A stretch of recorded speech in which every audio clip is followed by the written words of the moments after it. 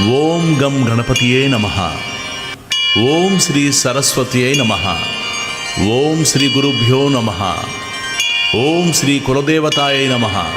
ఓం శ్రీ శ్రీపాదవల్లభాయే నమః. ఓం శ్రీ నృసింహ సరస్వతీ నమః. ఓం దత్తాత్రేయ గురుభ్యో నమః. దత్తాత్రేయ త్రిమూర్తి రూప త్రిభువన లోక రక్షక. దత్తాత్రేయ త్రిమూర్తి రూప త్రిభువన లోక రక్షక. దత్తాత్రేయ త్రిమూర్తి. మసక చీకటిలో తాడును చూచి పామని భ్రమించి భయపడతాం. కానీ తరువాత దీపం సహాయంతో అది తాడని తెలియగానే ఆ భ్రాంతి భయము తొలగుతాయి. అలానే వాస్తవానికి బ్రహ్మమనబడు పరమాత్మ ఒక్కడే ఉన్నాడు. అజ్ఞానం వలన మనకు ఆయన స్థానే జగత్తు గోచరించి భయము, ఆశ, దుఃఖము కలుగుతాయి. ఆత్మజ్ఞానమనే వెలుగు సహాయంతో పరమాత్మను తెలుసుకున్న క్షణంలోనే దుఃఖరహితము, ఆనందమయము అయిన బ్రహ్మమే సత్యమని అనుభవమవుతుంది. అప్పుడు భయానికి, దుఃఖానికి కారణమైన జగత్తు ఉన్నదనే భ్రాంతి తొలగుతుంది. అంటే ఈ జగత్తు మిథ్య అని తేలిపోతుంది. సర్వత్రా నిండియున్న బ్రహ్మమే గురువు యొక్క నిజతత్వం. సచ్చిదానంద స్వరూపుడైన శ్రీ గురుదేవునికి హృదయపూర్వక నమస్కారము. ఆ పరబ్రహ్మమే సత్యమైనది. అజ్ఞానం వలన దుఃఖంలో మగ్గుతున్న జీవులపై కరుణతో వాటికి ఆ దయానిధి తన నిజతత్వాన్ని బోధించడానికి అత్రి మహర్షి పుత్రుడే జన్మించి శ్రీ దత్తాత్రేయుడని పేరు పొందాడు. భక్తితో తనను ఆశ్రయించిన కార్తవీర్యార్జునుడు, యదువు మొదలైన వారిని ఈ సంసారమనే దుఃఖసాగరం నుండి ఉద్ధరించాడు. ఆయనయే మరలా శ్రీపాద వల్లభుడుగాను, తర్వాత శ్రీ నృసింహ సరస్వతి అనే పేరుతోనూ అవతరించి తన శిష్యులైన సిద్ధార్థుల్ని ఉద్ధరించాడు. పరమ గురువైన ఆ దత్తమూర్తి నేటికి కృష్ణ, భీమ సంగమ తీరంలోని గంధర్వపుర నివాసి అయి స్మరించిన వారికి ప్రసన్నుడవుతున్నాడు.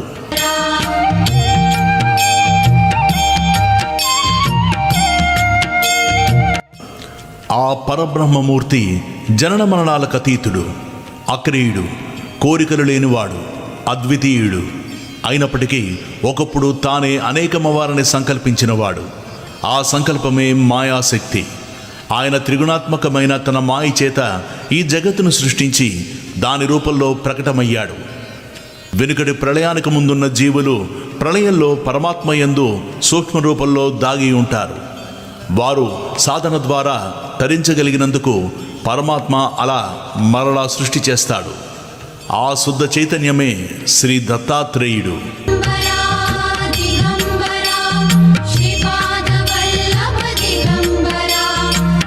సృష్టికర్త అయిన బ్రహ్మ నుండి స్థూలము, జడము అయిన స్తంభం వంటి వస్తువులు, సూక్ష్మము, సజీవములు అయిన మన దేహాలు, బుద్ధి, ఇంద్రియాలు మొదలుగా గల ఈ చరాచర జగత్తు ఏర్పడ్డాయి.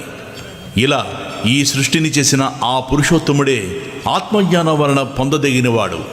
ఇంద్రియాలు వాటి విషయాలైన శబ్దము, స్పర్శ, రూపము, రసము లేక రుచి, గంధము లేక వాసనలతో కూడిన అజ్ఞానం వలన మనలో రాగద్వేషాలు కలుగుతాయి. వాటిని ఎవరు దైవీ సంపత్తితో జయిస్తారో అట్టివారే అజ్ఞాన దుఃఖరూపమైన సంసారం నుండి ముక్తి పొందుతారు. హృదయ శుద్ధి, సుస్థిరమైన తత్వజ్ఞానము, యోగాభ్యాసము, దానము, ఇంద్రియ నిగ్రహము, యజ్ఞము, స్వాధ్యాయము, తపస్సు, ఆర్జనము, ధర్మనిష్ట, అహింస, సత్యము, క్రోధము లేకుండడం, త్యాగము, శాంతి, ఇతరుల దోషాలను ప్రకటించుకుండడం, ప్రాణుల యందు కనికరము, ఇంద్రియాల విషయాల పట్ల వికారం చెందకుండడం, మృదు స్వభావము, లజ్జ, దీని వలన అనుచిత కార్యక్రమాలను చేయకుండడం, చాపల్యం లేకుండడము, సహనము, ఓరిమి, చెక్కు చెదరని యుక్తాయుక్త బుద్ధి, బాహ్యమైన శుద్ధి, వంచన లేకుండడం, నిగర్వము, ఈ శుభ లక్షణాలను దైవీ సంపద అంటారని భగవద్గీత చెబుతున్నది. అటువంటి ముముక్షువుల కొరకై జనన మరణాలు లేని ఆ పరమేశ్వరుడు తన దివ్య మాయ చేత మానవ రూపంలో జన్మించాడు. ఇలా ప్రతి యుగంలోనూ అవతరించి ధర్మరక్షణము స్వధర్మ పాలనము చేసి తర్వాత తన అవతార శరీరాలు విడిచిపెడతాడు. ఇలా బ్రహ్మ దివసాన శ్వేతవరాహ కల్పంలో ఇప్పటికీ 28 యుగ చతుష్టయాలు గడిచాయి. అంటే 432 కోట్ల సంవత్సరాలు ఒక బ్రహ్మ దివనము. అది బ్రహ్మకు ఒక రోజు. దీనికి రెండింతలైన అహోరాత్రాల కాలం ఒక కల్పము. 3600 కల్పాలు బ్రహ్మదేవుని ఆయుర్దాయం. వీటిలో మొదటిది శ్వేతవరాహ కల్పం. మానవులలో కలి ప్రభావం వలన సత్యము, ధర్మము, సాటి జీవుల పట్ల ప్రేమ, దేవతల పట్ల భక్తి శ్రద్ధలు కొరవడ్డాయి. యజ్ఞ దాన తపస్సులు లోపించాయి. ఆ కారణంగా దేవతలు కూడా మానవుల పట్ల నిర్దయులయ్యారు. కనుక పరమాత్మ అయిన దత్తాత్రేయుడే ఈ సృష్టిని ఉద్ధరించడానికి స్వయంగా అవతరించాడు. కృష్ణ అమరజానది సంగమ తీరంలో లోకపావనములైన దివ్యలీలలు చేస్తూ అక్కడే అదృశ్యంగా ఇప్పటికీ ఉన్నాడు. ఈయన మహత్యం చెప్పనలవిగానివి. పుట్టిన వెంటనే ఏడిచే బదులు ప్రణవముచ్చరించాడు.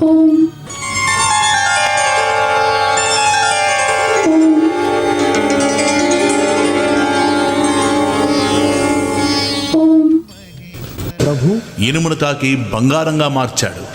అక్షరాభ్యాసం కూడా లేకుండానే శిష్యులకు వేదపాఠం చెప్పాడు.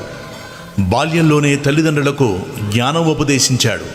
చిన్న వయసులోనే సర్వతీర్థక్షేత్రాలు పాదచారియే దర్శించి పావనం చేశాడు. అష్టాంగ యోగం అభ్యసించాడు. నానాటికి పతనమవుతున్న సన్యాస మార్గాన్ని పునరుద్ధరించాడు. అపథ్య భోజనంతో ఒక భక్తుని ఉదర రోగం పోగొట్టాడు.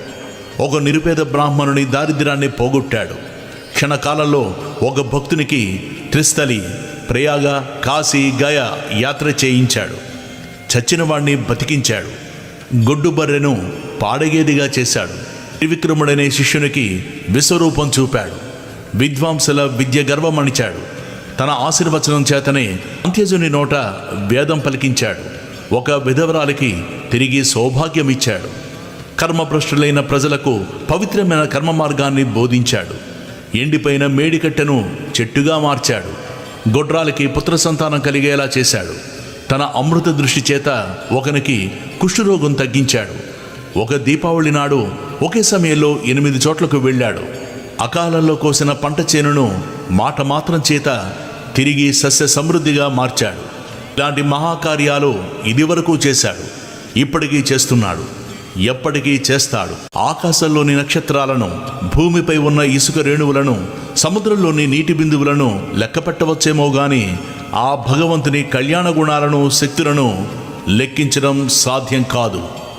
భగవంతుడు నిజానికి రూపం లేనివాడైనా కూడా తన మహిమ మరియు తన కళ్యాణ గుణాల రూపంలో అవతరించి భక్తుని చెవి అనే ద్వారం గుండా అతని హృదయంలో ప్రవేశించి అతని దుష్ట సంస్కారం అనే పాపాన్ని దహించి వేస్తాడు. ఈ విధంగా క్రమంగా తన అంతఃకరణను శుద్ధం చేసుకున్న భక్తుడు జీవించి ఉండగానే ముక్తుడవుతాడు. సుఖ దుఃఖాలనే ద్వంద్వాల చేత స్పర్శించబడక వాటి పట్ల నిర్లిప్తమవుతాడు. ప్రారబ్ధ కర్మరూపమైన అతడి దేహం నశించినా నశించకపోయినా అజ్ఞానం వలన ఉత్పన్నమైన సుఖ దుఃఖరూపమైన ద్వంద్వాలింకా మిగిలి ఉన్న ప్రారబ్ధం అయిపోగానే పరబ్రహ్మాన్ని పొందుతాడు. సత్సంగం లేని వారికి, ఇంద్రియ సుఖలోలురైన అసురి సంపద గల వారికి, తమోగుణ ప్రధానులైన మోహందులకు ఈ సత్యం తెలియదు. స్వధర్మం ఆచరిస్తూ సాధు, గురు, దేవతల యందు భక్తి గలవాడై సత్సంగం వలన వివేకి అయి నేనే కర్తను, భోక్తను అనే అభిమానం విడిచిపెట్టి ఉత్తమ సన్యాసి అయి ఈ మార్గంలోనే అతడు భుక్తి, ముక్తి పొందుతాడు.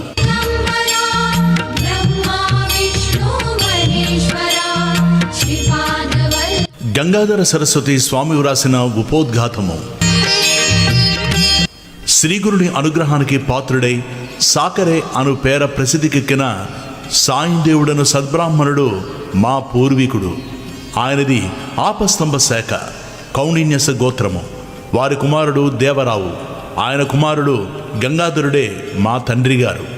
ఆయన శ్రీగురునికి భక్తుడు. మా తల్లి యొక్క తండ్రి గారిది అశ్వలాయన శాఖ, కాశ్యపస గోత్రం. ఆయన జన్మతః భగీరథ మహర్షుల వంటివాడు. మా తల్లి చంపాదేవి పార్వతీదేవిని పోరిన పతివ్రత. ఈ రచనకు ముందు నా తల్లిదండ్రుల పాదాలకు నమస్కరించి సద్గురువును స్మరించడం వలన నా బుద్ధి ప్రకాశితమవుతున్నది. ఆ గంగాధరుని కుమారుడనైన నా పేరు సరస్వతి. వేదాధ్యయన పరుడు, సన్యాసులు, యతులు, యోగీశ్వరుడు, తపస్సులు, సద్గురు భక్తులైన ఓ సుజనుడారా, మీకు నా నమస్కారములు. నేను మీ పాదధూళి వంటి వాడను. రచనా సామర్థ్యం లేని నేను కేవలం వంశపారంపర్యంగా శ్రీ దత్తానుగ్రహం ఉండడం వల్లను, శ్రీగురుని ప్రేరణ వల్లను మాత్రమే ఈ రచనను వినిపించగలుగుతున్నాను. అమృత కుంభం వంటి శ్రీగురు చరిత్ర నీకు ప్రసాదించబడినది. నీవీ కథ చెప్పు. దానివలన నీకు, నీ వంశస్థులకు కూడా సర్వము సిద్ధిస్తాయి అని శ్రీగురుడు నన్ను ఆజ్ఞాపించాడు. భక్తులు స్మరించినంతనే ప్రసన్నులయ్యే శ్రీ నృసింహ సరస్వతి స్వామి ఆదేశం కామధేనువు వలె ఈ కార్యాన్ని నెరవేర్చగలదు. త్రిమూర్తి అయిన శ్రీ దత్తావతారమైన శ్రీగురుని చరిత్ర అపారము. దాన్ని సంపూర్ణంగా చెప్పడం ఎవరితరము కాదు.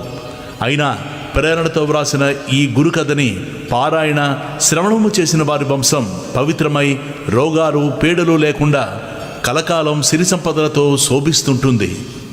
దీని సప్తాహ పారాయణం వలన వెంటనే కోరికలన్నీ ఫలిస్తాయి. ఇది నా స్వానుభవము. నేను అల్పుడనైనప్పటికీ శ్రీగురుని అనుగ్రహం వలన నా నోటి నుండి వెలువడే ఈ దత్తాత్రేయ కథ అల్పమైన తేనెటీగ నోటి నుంచి లభించే తేనెలాగా, విలువలేని ముత్యపు చెప్పు నుండి లభించిన విలువైన ముత్యంలాగా, కాకిరెట్ట నుండి మొలచిన దివ్యమైన అశ్వత్థ అంటే రావి వృక్షంలాగా అభిష్టాలు, జ్ఞానము కూడా ప్రసాదించగలదు. శ్రీపాద వల్లభ దిగంబరా. ముముక్షువులు పూర్ణసిద్ధుడైన గురువును ఆశ్రయించి తీరాలని ప్రపంచంలోని సర్వమత గ్రంథాలు, మహనీయులు చెబుతున్నారు. కానీ పూర్ణుడైన గురువు ఎలా దొరుకుతారు? ఆయనను గుర్తించడం ఎలా? అంతటి గురువు తారసిల్లినా మనలోని దోషాల వలన వారిని గుర్తించలేము. ఇనుప మొక్కుకున్న తుప్పును తొలగించేదాకా అయస్కాంతం వైపు ఆకర్షించబడదు గదా. స్వల్పంగా పాపం చేసిన వారికి జపధ్యానాలు, ప్రాయశ్చిత్తాలు ఉపయోగపడతాయి. కానీ అధికంగా పాపాలు చేసే సామాన్యులకు సద్గురువు సేవ ఒక్కటే ప్రాయశ్చిత్తమని శాస్త్రం. మొదట ముముక్షువు గురుచరిత్ర వంటి గ్రంథాలు పారాయణ లేక శ్రవణం చేస్తే హృదయం పరిశుద్ధమై ముముక్షత్వము, గురుభక్తి అంటే సద్గురు సమాగమం కోసం ఆకాంక్ష తీవ్రమవుతాయి. అప్పుడే దైవకృప చేత సద్గురు సమాగమం జరుగుతుంది. ఈ గ్రంథమహిమ వలన స్వప్నంలో తాను ఆశ్రయించవలసిన సద్గురువెవరో తనకు తెలియబడుతుంది. అంతవరకు శ్రీగురు చరిత్ర పారాయణ ఈ అధ్యాయంలో నామధారకుడు చేసినట్లు నిరంతర ప్రార్థనలు చేస్తూ ముముక్షువు వేచి ఉండాలి.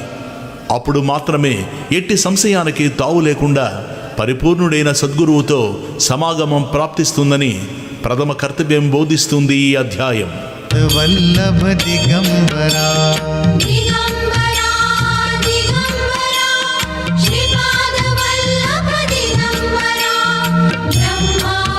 గంధర్వ నగరంలో శ్రీ నృసింహ సరస్వతి స్వామి మహిమ లోక ప్రసిద్ధమై దూర ప్రాంతాల నుండి కూడా ఎందరెందరో వచ్చి వారిని సేవించి, పెళ్లి కాని వారు పెళ్లి, సంతానము లేని వారు సంతానము, పేదవారు ధనము, ఇలా ఎవరికి అవసరమైనవి వారు పొందుతున్నారు. వారిని దర్శించాలనుకున్నప్పటి నుండే కోరినవి నెరవేర్చుకున్నవారు ఉన్నారు. నామధారకుడు అనే బ్రాహ్మణుడు ఎన్నో కష్టాలకు గురై ఎన్ని చేసినా ఒక్కటి తీరక ఎంతో వ్యాకుల పడ్డాడు. ఆ పరిస్థితుల్లో అతడు శ్రీగురుని మహత్యం గురించి విని వారి దర్శనంతో గాని అవి తీరవని నిశ్చయించుకున్నాడు. అది లభించుకుంటే తన జీవితమే వ్యర్థమని తలచి నిరంతరము వారి పాదాలను స్మరిస్తూ ఆకలి దప్పులు కూడా మరచి కాలినడకన ఆ గ్రామాన్ని సమీపించాడు. ఆయన దర్శనం అవ్వకుంటే ప్రాయోపదేశం చేసుకోదలచి అతడు శ్రీగురుని స్మరించి ఇలా మొరపెట్టుకున్నాడు. అందరి కష్టాలు తొలగించే మీ నామస్మరణతో నా కష్టాలు ఎందుకు తొలగడం లేదు? అందుకు నా పాపాలే కారణమైతే సర్వపాపహరమైన మీ నామం వాటిని ఎందుకు నశింపజేయలేదు? అన్ని జీవులను కరుణించే మీరు నన్ను మాత్రం ఎందుకు కరుణించడం లేదు? గురువే త్రిమూర్తి స్వరూపమని, తలచిన వెంటనే ఫలితమిస్తాడని వేదాలు, స్మృతులు చెబుతున్నాయి. ఈ కలియుగంలో శ్రీ నృసింహ సరస్వతి స్వామియే అంతటి గురువని కీర్తి వచ్చింది కదా. మరి నా పట్ల అదెందుకు నిరూపణ కావడం లేదు? మీరు సాటిలేని పెన్నిది అన్నది నిస్సంశయంగా అందరి అనుభవము. కానీ నా మనసులో మీపై భక్తి ఎందుకు కలగడం లేదు? నా మనస్సు మీపై స్థిరంగా నిలవడం లేదేమి? మీరే నా తల్లి, తండ్రి, గురువు, దైవము, తోడు, నీడ అని నమ్మి ఇప్పుడు మిమ్మల్నే ఆశ్రయించాను. పసితనంలోనే నాకు మీ పేరు పెట్టి నా తల్లిదండ్రులు నన్ను మీకు అమ్మివేశారు. ఓ పరమాత్మ, మీరు దీనుల పాలిట కల్పవృక్షం, దయాళువు, మహాదాత. దేవతలకే శక్తిని అనుగ్రహించి విశ్వమంతటిని మీరు నన్ను ఉపేక్షిస్తున్నారెందుకు? మీరు సర్వసాక్షి అని వేదాలు చెబుతున్నాయి కదా, మరి నా దుస్థితి మీకు తెలియడం లేదా?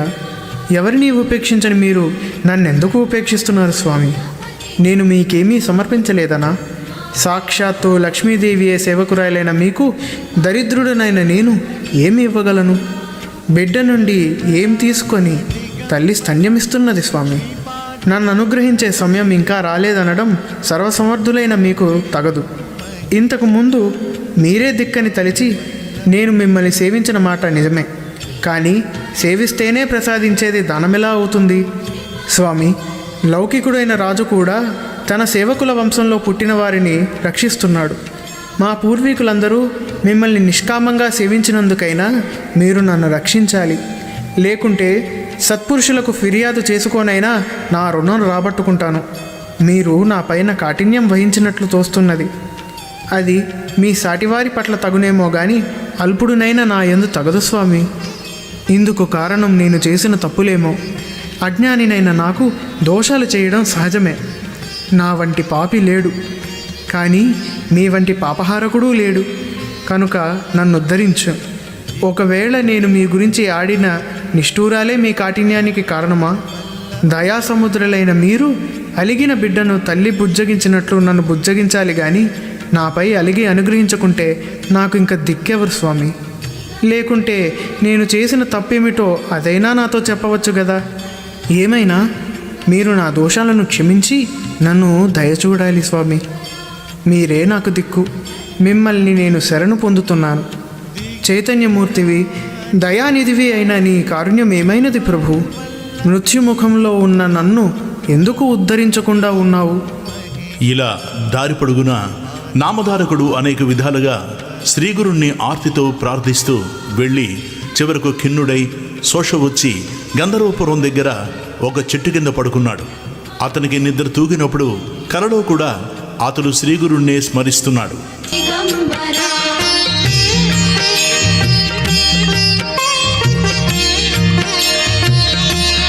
ఆవు తన నెడవాసి ఆర్తనాదం చేస్తున్న దూడ దగ్గరకు వాత్సల్యంతో పరుగున వచ్చినట్లు భక్తుల పాలట కామధేనువైన ఆ పరమేశ్వరుడు అవధూత వేషంలో నామధారకునికి స్వప్నంలో దర్శనమిచ్చాడు. ఆయన జడలు, విభూతి, పులిచర్మము ధరించి ఉన్నాడు. నామధారకుడు కలలోనే స్వామికి సాష్టాంగ నమస్కారం చేసి తన పొడవైన జుట్టుతో వారి పాదాలు తుడిచి వాటితో అభిషేకించి గంధములు అలంకరించి పూజించాడు. ఆ దర్శనంతో అతని హృదయం శాంతించి అతని మనస్సులో ఆ రూపం స్థిరంగా నిలిచింది. అప్పుడు ఆ యోగీశ్వరుడు అతనిని లేవనెత్తి ముఖాన విభూతి పెట్టి తలపై చేయి ఉంచి ఆశీర్వదించారు. ఆ వెంటనే అతనికి మెలకు వచ్చింది. అయినా తన తలపై ఆ అవధూత చెయ్యి పెట్టిన అనుభవము అలానే ఉన్నది. అతడు ఆశ్చర్యపోయి చుట్టూ చూశాడు. అక్కడ మరెవ్వరూ లేరు. అప్పుడతడు లేచి తనకు స్వప్న దర్శనమిచ్చిన ఆ గురుమూర్తిని స్మరిస్తూ ముందుకు సాగిపోయాడు. మా విష్ణు మహేశ్వరా శ్రీపాద వల్లభ దిగంబరా దిగంబరా దిగంబరా శ్రీపాద వల్లభ దిగంబరా. ఓం శ్రీ గణేశాయ నమః. శ్రీ సరస్వతీదేవియే నమః. శ్రీ గురుభ్యో నమః. గురుచరిత్ర పారాయణ వలన శుద్ధులైన ముముక్షువులకు ఒక వంక సద్గురు దర్శనాభిలాష, మరో వంక విషయాలపై నిరాపేక్ష తీవ్రమవుతాయి. అప్పుడు మొదట స్వప్నంలోనూ తర్వాత ప్రత్యక్షంగానూ గురుదర్శనము లభిస్తుంది. ఆ గురువు కూడా అనన్య గురుభక్తి చేత జీవన్ముక్తుడై ఉంటాడు. అట్టి సద్గురువు తారసిల్లినప్పుడు మన హృదయం ఆయనను నిస్సందేహంగా గుర్తిస్తుంది. వేరు నిదర్శనాలు అవసరం లేకనే కేవలం దర్శనం మాత్రం చేతనే శాంతి ఆనందాలు కలుగుతాయి. అటుపైన వారి పట్ల మనకు కలిగిన భావాన్ని నిశ్చలంగా నిలుపుకోవాలి. అందుకు కూడా వారి లీలలు, చరిత్ర పారాయణ, చింతనలే సాధనాలు. అంతటి పూర్ణగురుని తెలిపే అనన్య గురు భక్తుడు లభించడం కూడా మన జీవితకాలంలో ఉదయిస్తున్న గురుకృపకు చిహ్నమే. అంటే గురు చరిత్ర పారాయణ చేసే అవకాశం కూడా ఇట్టిదేనన్నమాట. సాక్షాత్ పరబ్రహ్మ తస్మై శ్రీ గురవే నమః. ఈ అధ్యాయంలోని గురుసేవ వృత్తాంతం కల్పితం కాదు. శ్రీ షిరిడి సాయినాథుని గురుసేవ అక్షరాల అలానే ఉండడం గమనార్హం. సద్గురు సేవ అనుగ్రహం వలన సత్యష్కుడు క్షణంలో వేదాంగ పారంగతుడవ్వచ్చని, అతనికి సకల సిద్ధులు ప్రాప్తిస్తాయని పతంజలి మొదలైన మహర్షులు వ్రాసిన యోగశాస్త్ర గ్రంథాలు, శ్రీ గురుగీత కూడా చెబుతున్నాయి. శ్రీ అక్కలకోట స్వామి, తాజుద్దీన్ బాబా మొదలైన వారి చరిత్రల్లో కూడా ఇందుకు ఎన్నో తార్కాణాలు చూడవచ్చు. కథారంభం. దిగంబరా దిగం స్వప్నంలో జడలు, విభూతి, పులితోలు ధరించి దర్శనమిచ్చిన ఆ మూర్తి నామధారకుని మనస్సుపై చెరగన ముద్ర వేసుకున్నది. ఆయనను ప్రత్యక్షంగా దర్శించాలన్న ఆవేదన అతనిలో తీవ్రమైంది. అతడు కొద్ది దూరం వెళ్ళేసరికి ఒకచోట కృపాకరుడు, ద్వంద్వాతీతుడు అయిన ఒక యోగి పొంగవుడు కనిపించాడు. ఆయన పీతాంబరము, దానిపై పులిచర్మము, దేహమంతా విభూది, జడలు ధరించి ఉన్నాడు. ఆయన సాక్షాత్తు అతనికి స్వప్నంలో కనిపించిన యోగియే. ఆయన దర్శనంతో నామధారకుడికి రోమాంచితమై, కంఠం గద్గదమై, కన్నులు ఆనంద బాష్పాలతో నిండాయి. అతడు పారవస్యంతో నమస్కరించి, స్వామి, నేను శ్రీగురుని దర్శనం కోసం తప్పించి అది లభించకుంటే మరణించాలనుకున్నాను. కానీ స్వప్నంలో మీ దర్శనం అవగానే నా హృదయంలో సంతోషం ఉప్పొంగింది. కనుక నా దుఃఖం పోగొట్టగలవారు మీరేనని స్పష్టమైంది. స్వామి, నాకు తల్లి, తండ్రి, భయహారకుడు, పోషకుడు, ఆచార్యుడు అన్నీ మీరే. వేరు దిక్కు లేదు. నా అదృష్టం వలన మీ దర్శనమైంది. మానవులకు సిరి సంపదలు ఉన్నప్పుడు మాత్రమే బంధుమిత్రులు దగ్గరవుతారు. ఆపత్ సమయంలో అందరూ వదిలిపెడతారు. సజ్జనులు మాత్రమే అట్టి సమయంలో ఆదరిస్తారు. ఇంతటి కష్ట పరిస్థితిలో నాకు మీరు లభించారు. యోగీశ్వర, అజ్ఞానం అనే చీకటిని నశింపజేయగల జ్ఞానజ్యోతి స్వరూపులు మీరు. నా పేరు నామధారక శర్మ. తమ పేరేమి? ఎక్కడి నుండి వస్తున్నారు? ఎక్కడికి వెళ్తున్నారు అని అడిగాడు. ఆ యోగి ఇలా చెప్పారు, నాయనా, ఎవరి భక్తులు తప్పక భుక్తిని, ముక్తిని పొంది తీరతారో, ఎవరిని యోగులు కూడా ధ్యానిస్తారో అట్టి త్రిమూర్తి అవతారమైన శ్రీ నృసింహ సరస్వతి స్వామి శిష్యుణ్ణి నేను. ఆయనయే సద్గురువు. తనను ఆశ్రయించిన వారికి సకల సంపదలు, సౌఖ్యాలు అనుగ్రహిస్తారు. నన్ను సిద్ధుడంటారు. లోకానుగ్రహార్థం భూలోక, సురలోకాలలో తీర్థయాత్రలు చేస్తుంటాను. అప్పుడు నామధారకుడు, స్వామి, శ్రీ నృసింహ సరస్వతి స్వామి మహిమ గురించి ఎందరో చెప్పగా విన్నాను. మా వంశీయులందరూ ఆయన భక్తులే. అందువలన నాకు ఆయనందు భక్తి కలిగింది. నేను ఎల్లప్పుడూ ఆయననే స్మరిస్తున్నాను. కానీ నేనెంత కష్టాల్లో ఉన్నా, నేనెంతగా ఆయనను ప్రార్థించినా నన్ను ఆయన అనుగ్రహించలేదేమి? ఆయన నాపై ఆగ్రహించారెందుకు అని అడిగాడు నామధారకుడు. సిద్ధయోగి వాత్సల్యంతో ఇలా అన్నారు, విప్రుడా, నేను చెప్పేది శ్రద్ధగా విను. ఎప్పుడూ గుర్తుంచుకో, భక్తవత్సలుడైన సద్గురువు తన కృపను అన్ని జీవులపైన ఎల్లప్పుడూ వర్షిస్తూనే ఉంటాడు. అందులో ఎట్టి లోపమూ ఉండదు. ఆయన కృపకు పాత్రులైన వారికేగాక వారి వంశంలో కూడా ఎవరికి ఎట్టి దైన్యమూ కలగదు. ఆయనను సేవించినా నీ దైన్యం పోలేదంటే ఎంతో ఆశ్చర్యంగా ఉన్నది. నీవు మనసులో ఆయన్ను సంశయించి ఉండాలి. అందువలననే నీకన్ని కష్టాలొచ్చాయి. త్రికరణ శుద్ధిగా ఆయననే నమ్మి సేవించేవారికి ఎట్టి కొరవా ఉండజాలదు. నీ గురుభక్తి ఇంకా దృఢం కాలేదు. శ్రద్ధ లేనివాడు, సంశయాత్మకుడు ఎవరి చేత ఎన్నడూ అంగీకరించబడడు. శ్రీగురుడు త్రిమూర్తి స్వరూపము. బ్రహ్మ, విష్ణు, రుద్రుడు తమ భక్తునిపై కోపించిన సద్గురువు తన భక్తుని సునాయాసంగా రక్షించగలడు. కానీ ఆ సద్గురువే కోపిస్తే వారిని రక్షించగల వారెవ్వరూ లేరు. అయినా ఆయన ఎన్నడూ ఎవరిపైనా కోపించరు. అలాంటి శ్రీగురుణ్ణి శంకించేవాణ్ణి అనుగ్రహించగల వారెవరు?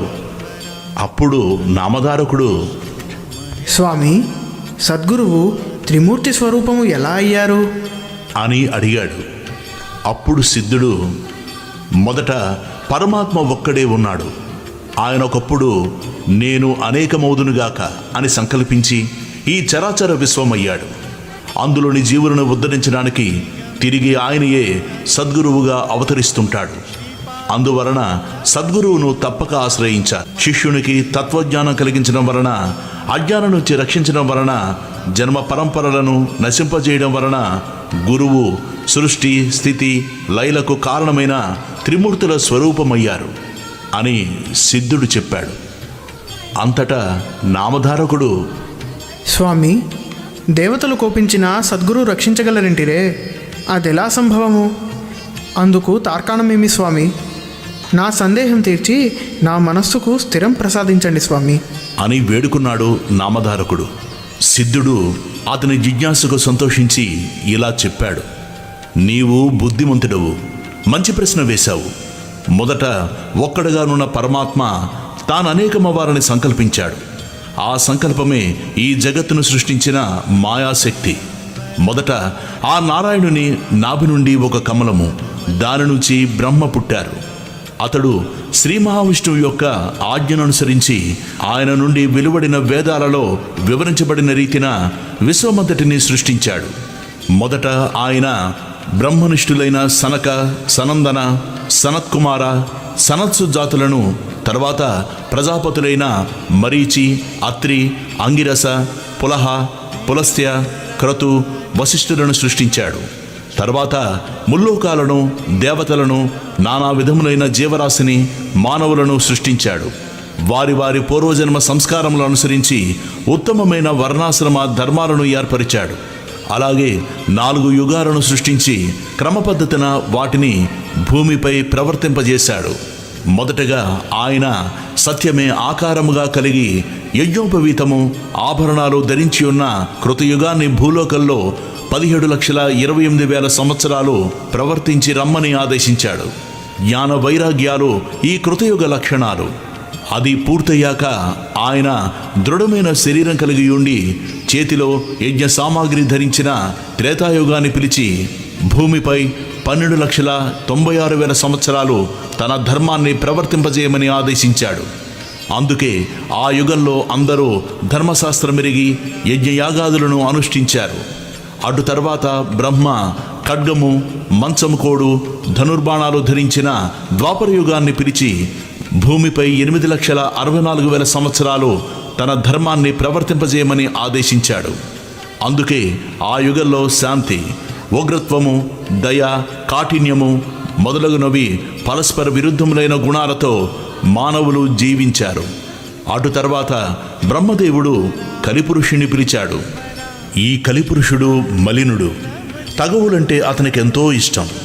కలి అంటేనే తగువు అని అర్థం. అతడు క్రూరుడు, వైరాగ్యమే లేనివాడు, పవిత్రత అంటేనే గిట్టనివాడు.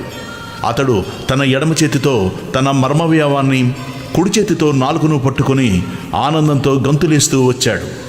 పిశాచ రూపం గల అతనిని చూసి బ్రహ్మ నవ్వి వికృతమైన అతని చేష్టకు అర్థమేమని అడిగాడు.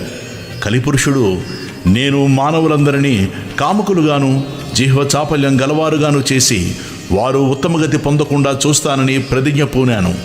అదే నా చేష్టకు అర్థం అన్నాడు. అప్పుడు బ్రహ్మ అతనిని భూలోకానికి వెళ్ళి అక్కడ 4,32,000 సంవత్సరాలు అతని ధర్మాన్ని ప్రవర్తింపజేయమని ఆదేశించాడు. అప్పుడు కలిపురుషుడు భయపడి, స్వామి, నేను నిద్ర, కలహము, దుఃఖములంటే ఇష్టపడేవాణ్ణి, సిగ్గులేని వాడను, ఇతరుల వస్తువులను, స్త్రీలను అపహరించేవారు, దంభము, మాత్సర్యము గలవారు, కొంగజపం చేసే దొంగ సన్యాసులు, నమ్మిన వారిని ద్రోహం చేసేవారు, ధర్మాచరణకు అవసరమైన పదార్థాలను నాశనం చేసేవారు, స్త్రీపుత్ర ధన వ్యామోహాలలో చిక్కినవారు, వేదశాస్త్రాలను నిందించేవారు, శివకేశవులు వేరని తలచి వారిని దూషించేవారు, నాకెంతో ఇష్టలు. పుణ్యకార్యాలు చేసేవారు, ధర్మాన్ని పాటించేవారు నాకు శత్రువులు. ఎందరో ధర్మపరులున్న భూలోకానికి నేనెలా వెళ్ళగలను? బ్రహ్మజ్ఞానులను, భక్తులను, చిత్తశుద్ధితో జపధ్యానాదులు చేసేవారిని చూస్తేనే భయంతో నాకు వణుకు పుడుతుంది అన్నాడు. అప్పుడు బ్రహ్మ, కలి, నీవు భూలోకంలో ధర్మమాచరించే వారిని విడిచిపెట్టు. తదితరుల్లోని అధర్మాన్ని అనుసరించి వారిని లోబరుచుకొని నీ ధర్మాన్ని ప్రవర్తింపజేయి. శివకేశవులు ఒక్కరేనని తెలిసి పూజించేవారిని, తల్లి, తండ్రి, గురువులను సేవించేవారిని, కాశీలో నివసించేవారిని, గోవు, తులసి మొదలగు వాటిని పూజించేవారిని, వేద, శాస్త్ర, పురాణ స్మృతులను ఆసక్తితో విని వివేకం పొంది ధర్మమాచరించేవారిని నీవు బాధించవద్దు. ప్రత్యేకించి గురుసేవయందు దీక్ష వహించేవారిని, గురుభక్తులను నీవేమీ చెయ్యలేవు. నీవు వారిని బాధించవద్దు. భూలోకంలో మిగిలిన వారందరూ నీవక్కడ ప్రవేశించగానే నీకు లోబడి ప్రవర్తించగలరు అని చెప్పాడు. అప్పుడు కలిపురుషుడు ఇలా అడిగాడు, దిగంబరా దిగంబరా స్వామి, గురువంటే ఎవరు? అతని గురించి మీరు ప్రత్యేకించి చెబుతున్నారే, అతని గొప్పదనమేమిటి అని అడిగాడు. బ్రహ్మ ఇలా చెప్పాడు, గురువు త్రిమూర్తుల స్వరూపం. ఆయనయే బ్రహ్మ, విష్ణువు, మహేశ్వరుడు. అందువలన గురువు సంప్రీతుడైతే త్రిమూర్తులు తృప్తి చెందుతారు. గురువు కోపించిన వారిని ఆ త్రిమూర్తులలో ఏ ఒక్కరూ రక్షించలేరు. గురువు తన శిష్యునికి తత్వము ఉపదేశించి పాపము నశింపజేసి అతని యందు బ్రహ్మజ్ఞానం కలిగించి అతనిని శాశ్వతంగా దుఃఖం నుంచి తరింపజేస్తాడు. అలానే గురువు సంప్రీతుడైతే త్రిమూర్తులు సంప్రీతులవుతారు గాని త్రిమూర్తులలో ఏ ఒక్కరు సంప్రీతులైనా గురువు సంప్రీతుడు కాకపోవచ్చు. కనుక ఎవడు శాస్త్రానుసారం గురువును సేవించి ఆయన ప్రీతికి పాత్రుడవుతాడో అట్టి శిష్యుడు తానే బ్రహ్మ అవుతాడు. అతనికి తీర్థయాత్రలు, వ్రతాలు, తపస్సు చేసిన ఫలితమంతా గురుసేవ వల్లనే లభిస్తుంది. గురువు వల్లనే శిష్యునికి వర్ణాశ్రమ ధర్మాలు, సదాచారము, సద్వివేకము, కర్మాచరణ, భక్తి, వైరాగ్యము, ముక్తి కూడా లభిస్తాయి. గురువు లేనిదే మోక్షం లభించదు. కారణం, గురువు లేనిదే శాస్త్రశ్రవణము, తత్వశ్రవణము లభించవు. అవి లభించకుంటే మానవులకు నీ వలన భయం తప్పదు. శాస్త్రాలు స్వయంగా చదువుకుంటే అర్థమయ్యేవి కావు. శాస్త్రాలను సార్థకమైన రీతిని వివరించడం సద్గురువుకు మాత్రమే సాధ్యం. అందుకే ఆయన జ్ఞానజ్యోతి స్వరూపము. సద్గురు సేవ వలన సర్వము సిద్ధిస్తుంది. అందుకు తార్కాణం చెబుతాను విను. దిగంబరా శ్రీపాద వల్లభ దిగంబరా బ్రహ్మ విష్ణు మహేశ్వర శ్రీపాద వల్లభ దిగంబరా. పూర్వం గోదావరి తీరంలో అంగీరస మహర్షి ఆశ్రమంలో అనేక మంది సద్బ్రాహ్మణులు, వ్రతదీక్ష పూనిన వారు, తపస్సులు ఉండేవారు. వారిలో పైలుని కుమారుడు వేదధర్ముడనే ముని ఉండేవాడు. ఆయనకు ఎందరో శిష్యులుండేవారు. ఒకసారి ఆయన తన శిష్యుల భక్తి శ్రద్ధల్ని పరీక్షించదలచి అందరినీ పిలిచి ఇలా అన్నారు, నా పూర్వజన్మ పాపాలలో ఎక్కువ భాగం ఈ జన్మలో తపస్సుతో నశింపజేసుకున్నాను. మిగిలి ఉన్న కొంచెము అనుభవిస్తే గాని తీరదు. ఒకవేళ దానిని నా తపశ్శక్తితో పోగొట్టుకున్నా అది నా మోక్షానికి విఘ్నం కలిగిస్తుంది. అందువలన నేను సర్వపాపహరమైన కాశీనగరానికి వెళ్ళి ఆ కర్మశేషం అనుభవించి దాన్ని నశింపజేసుకుంటాను. అక్కడ నా పూర్వ పాపాన్ని అనుసరించి గళత్కుష్ఠ రోగిని, కుంటివాడిని, గుడ్డివాడిని అయిన 21 సంవత్సరాలు కర్మఫలము అనుభవిస్తాను. అంతకాలము అక్కడ నాకు తోడుగా ఉండి సేవించగలవారు మీలో ఎవరున్నారు అని అడిగారు గురువు. గురుసేవలో లోపమొస్తే ఏమి ప్రమాదమున్న భయంతో శిష్యులంతా మౌనం వహించారు. దీపకుడనే శిష్యుడు ఆయనకు నమస్కరించి, స్వామి, మోక్షానికి విఘ్నం కలిగించే పాపశేషం ఉంచుకోరాదు. కానీ మీరు అనుమతిస్తే మీ బదులు ఆ పాపం నేనే అనుభవించి మీకు సేవ చేస్తాను, అనుగ్రహించండి అని విన్నవించుకున్నాడు. అప్పుడు గురువు సంతోషించి, ఈ పాపం నేను అనుభవించవలసిందే, వేరొకరు అనుభవిస్తే తీరదు. రోగి కంటే అతనికి సేవ చేసేవారి కష్టమే ఎక్కువ. అందుకు ఇష్టమైతే నీవు నాతో కూడా రావచ్చు అన్నారు.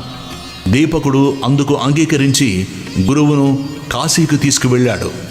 అక్కడ వేదధర్ముడు మణికర్ణికా ఘట్టంలో స్నానం చేసి మణికర్ణికకు నమస్కరించి విశ్వనాథుణ్ణి పూజించాడు. అటు తర్వాత కంబాలాశ్వతర ప్రదేశంలో దీపకుడు నిర్మించిన కుటీరంలో నివసించసాగాడు. వెంటనే ఆయనకు గళర్కుష్ రోగము, కుంటితనము, గుడ్డితనము వచ్చాయి. ఆయన శరీరమంతా కుష్ఠరోగంతో కుళ్ళిపోయి పురుగులు పడి దుర్వాసన కొట్టసాగింది. దానికి తోడు మతిస్థిమితం కూడా తప్పింది. సహజంగా ఎంతో ప్రేమమూర్తి అయిన ఆ ముని ఎంతో క్రూరంగా ప్రవర్తించసాగాడు. దీపకుడు మాత్రం తన గురువు సాక్షాత్తు విశ్వనాథుడిని విశ్వసించి నిత్యము ఆయన శరీరం శుభ్రం చేసి సర్వోపచారాలతో పూజ చేసి అన్నం తెచ్చి పెడుతుండేవాడు. ఆ ముని మాత్రం అతనిని ఎన్నో రీతులు బాధిస్తుండేవాడు. అతడు మంచి అన్నం తెచ్చినా కూడా కొంచెమే తెచ్చాడని కోపించి ముని దానిని నేలపై విసిరి కొట్టేవాడు. దీపకుడు ఎక్కువగా భోజనం తెచ్చినప్పుడు ఆయన దానిని రుచి చూసి బాగోలేదని విసిరిగొట్టి రుచికరమైన భోజనం తెచ్చిపెట్టమని వేధించేవాడు. ఒక్కొక్కప్పుడు ప్రేమతో, అబ్బాయి నీవు ఉత్తమ శిష్యుడివి, నా కోసం నీవెంతో కష్టపడుతున్నావు అని లాలించేవారు. కానీ మరుక్షణమే కోపించి, దుర్మార్గుడా, నీవు నన్నెంతో పీడిస్తున్నావు, నీవు వెళ్ళిపో, నా శరీరంలో దుర్వాసన పోయేలా కడగడం లేదు, అందువలన ఈగలు నన్ను కుడుతున్నాయి, తోలకుండా చూస్తావేమి అని కసురుతారు. దీపకుడు ఆ పని చేయబోతే ఆయన, దుష్టుడా, ఆకలితో నా ప్రాణం పోతున్నది, ఇంకా భిక్షకు పోయి అన్నం తీసుకురాలేదేమి అని తిట్టేవాడు, కొట్టేవారు. దీపకుడు మాత్రం కొంచెం కూడా చెలించలేదు. పాపము ఎక్కువగా ఉన్నవారికి కష్టాలతో పాటు దుష్టత్వం కూడా కలుగుతుందని తెలుసుకుని దీపకుడు గురువును భక్తితో సేవిస్తున్నాడు. గురువే సకల దేవతా స్వరూపమని నమ్మిన అతడు కాశీక్షేత్రయాత్ర కూడా చేయక, అతడి దేవతల్ని కూడా దర్శించక గురుసేవలోనే లీనమయ్యాడు. శ్రీపాదవల్లభ దిగంబరా బ్రహ్మా విష్ణు మహేశ్వరా. అతడు ఎవరితోనూ మాట్లాడేవాడు కాడు. తన శరీరానికి కావలసిన పనులు కూడా చేసుకునేవాడు కాదు. ఒకనాడు కాశీ విశ్వనాథుడు అతని గురుభక్తికి మెచ్చి దర్శనమిచ్చి వరం కోరుకోమన్నాడు. అతడు తన గురుదేవుని అనుజ్ఞ లేకుండా ఎట్టి వరము కోరలేనన్నాడు. తన గురువు వద్దకు వెళ్ళి వారి వ్యాధి తగ్గేలా తాను వరం కోరడం ఆయనకు ఇష్టమేనా అని వేదధర్ముడించాడు. అప్పుడు ఆయన, ఏమిరా, నా సేవ చేయడం నీకంత కష్టంగా ఉందా? నా కోసం నీవెట్టి వరము కోరనక్కర్లేదు. వరం వలన ఈ రోగం పోగొట్టుకుంటే దానిని మరొక జన్మలో అనుభవించవలసి వస్తుందని శాస్త్రం చెబుతోంది. కనుక నేను ఈ జన్మలోనే ఈ పాపం అనుభవించి నా మోక్షానికి ఆటంకం తొలగించుకుంటాను అని చెప్పారు. కాశీ విశ్వనాథుడు దీపకుని ద్వారా ఆ విషయం తెలుసుకుని నిర్వాణ మండపానికి వచ్చి దేవతలందరి సమక్షంలో ఆశ్చర్యంతో ఆ విషయం విష్ణుమూర్తితో చెప్పాడు. విష్ణుమూర్తి ఆనందించి ఆ గురు శిష్యులను చూడడానికి వెళ్ళాడు. ఆయనను చూడగానే దీపకుడు నమస్కరించి, స్వామి, వరాలు కోరి మీకోసం తపస్సు చేస్తున్న వారిని ఉపేక్షించి మిమ్మల్ని ఎన్నడూ సేవించని నాకు దర్శనమిచ్చావేమి అని అడిగాడు. విష్ణుమూర్తి, నాయనా, గురువును భక్తితో సేవిస్తే నన్ను సేవించినట్లే. అట్టి శిష్యోత్తమునకు నేను అధీనుడను.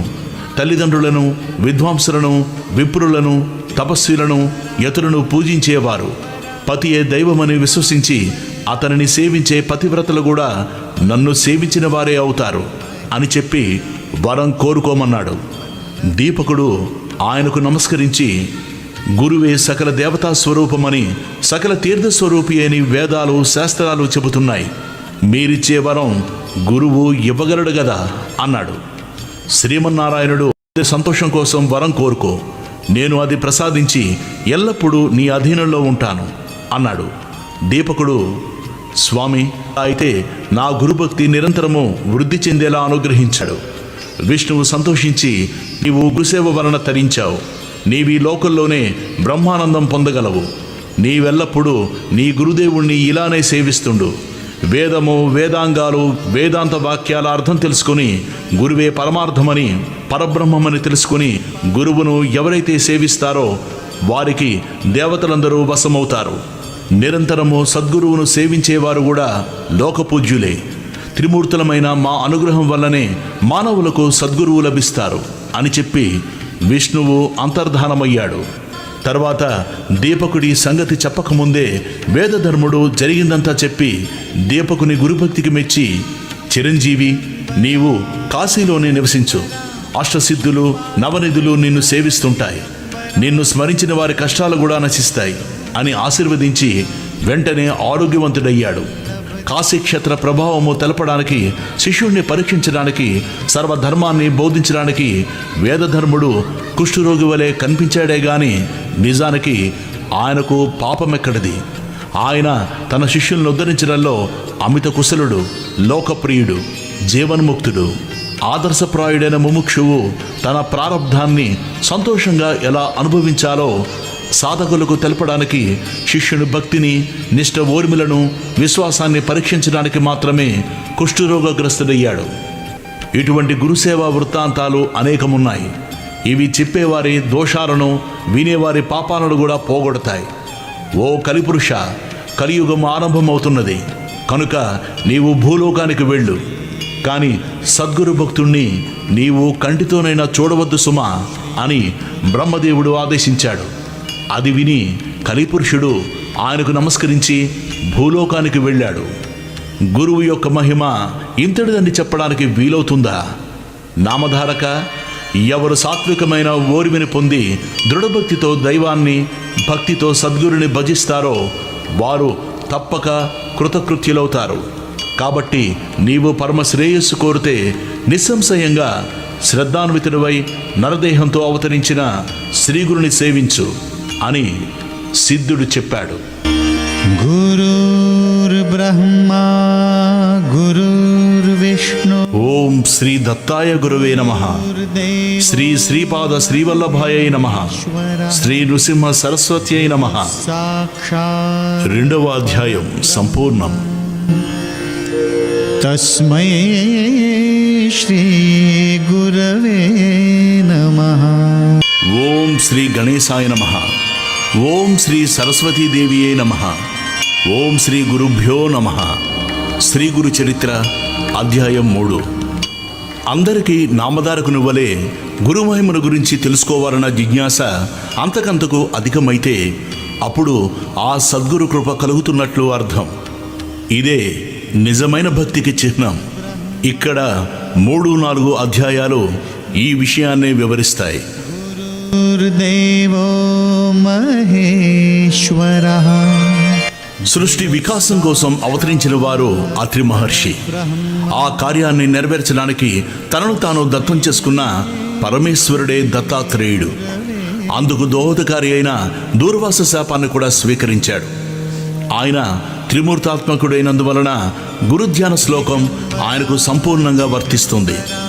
సిద్ధపురుషులందరి రూపంలో మానవాళిని సదా అనుగ్రహించేది ఆయనే. అంటే భగవంతుడే మానవాళికి గురువుగా అవతరించిన దత్తాత్రేయుడు అన్నమాట. అందుకే దత్తావతారాలైన శ్రీపాద వల్లభుడు, నృసింహ సరస్వతి, మాణిక్య ప్రభువు, అక్కలకోట స్వామి, షిరిడి సాయిబాబా వంటి సద్గురువులకు స్కాంద పురాణాంతర్గతమైన గురుగీతలోని గురుస్తుతి శ్లోకాలు యథాతథంగా సరిపోతాయి.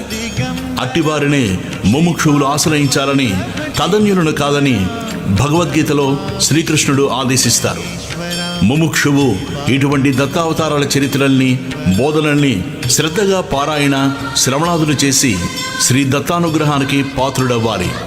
అప్పుడే తగు రీతిన గురువనుగ్రహం ప్రాప్తిస్తుంది. అందుకే సాయినాథుడు తన భక్తుడైన కుసాబావు చేత శ్రీగురు చరిత్ర 108 సార్లు పారాయణ చేయించారు. ఆ తర్వాతనే అతడు పూర్ణ దత్తావతారమైన సాయినాథుని అనుగ్రహానికి పాత్రుడు కాగలిగాడు. కథారంభం. నామధారకుడు నమస్కరించి, ఓ సిద్ధముని, మీరు నా సందేహాలన్నీ తొలగించారు. నాకు గురువు యొక్క యథార్థతత్వం తెలిసింది. మీకు జయము. ఇంతకు మీ నివాసం ఎక్కడా? మీకు భోజనం ఎలా లభిస్తున్నది స్వామి అని నామధారకుడు అడిగాడు. సిద్ధయోగి అతనిని కౌగిలించుకొని ఆశీర్వదించి నవ్వుతూ, నేను ఎప్పుడూ శ్రీగురుని చెంతనే ఉంటాను. శ్రీగురు స్మరణమే నాకు ఆహారం, వారి మహిమయే నాకు అమృతతుల్యమైన పానీయము. ఈ శ్రీగురు చరిత్ర గ్రంథము శ్రవణం చేస్తుంటే భుక్తి ముక్తి శీఘ్రంగా లభిస్తాయి. పరిశుద్ధులై దీనిని 7 రోజులలో పారాయణ లేక శ్రవణము చేసిన వారి పాపాలు నశించి సంతానము, ధనధాన్యాలు, దీర్ఘాయువు, జ్ఞానము ఎవరు కోరినది వారికి లభిస్తుంది, నిష్కాములకు విముక్తినిస్తుంది అని చెప్పి తన వద్దనున్న గ్రంథం చూపారు.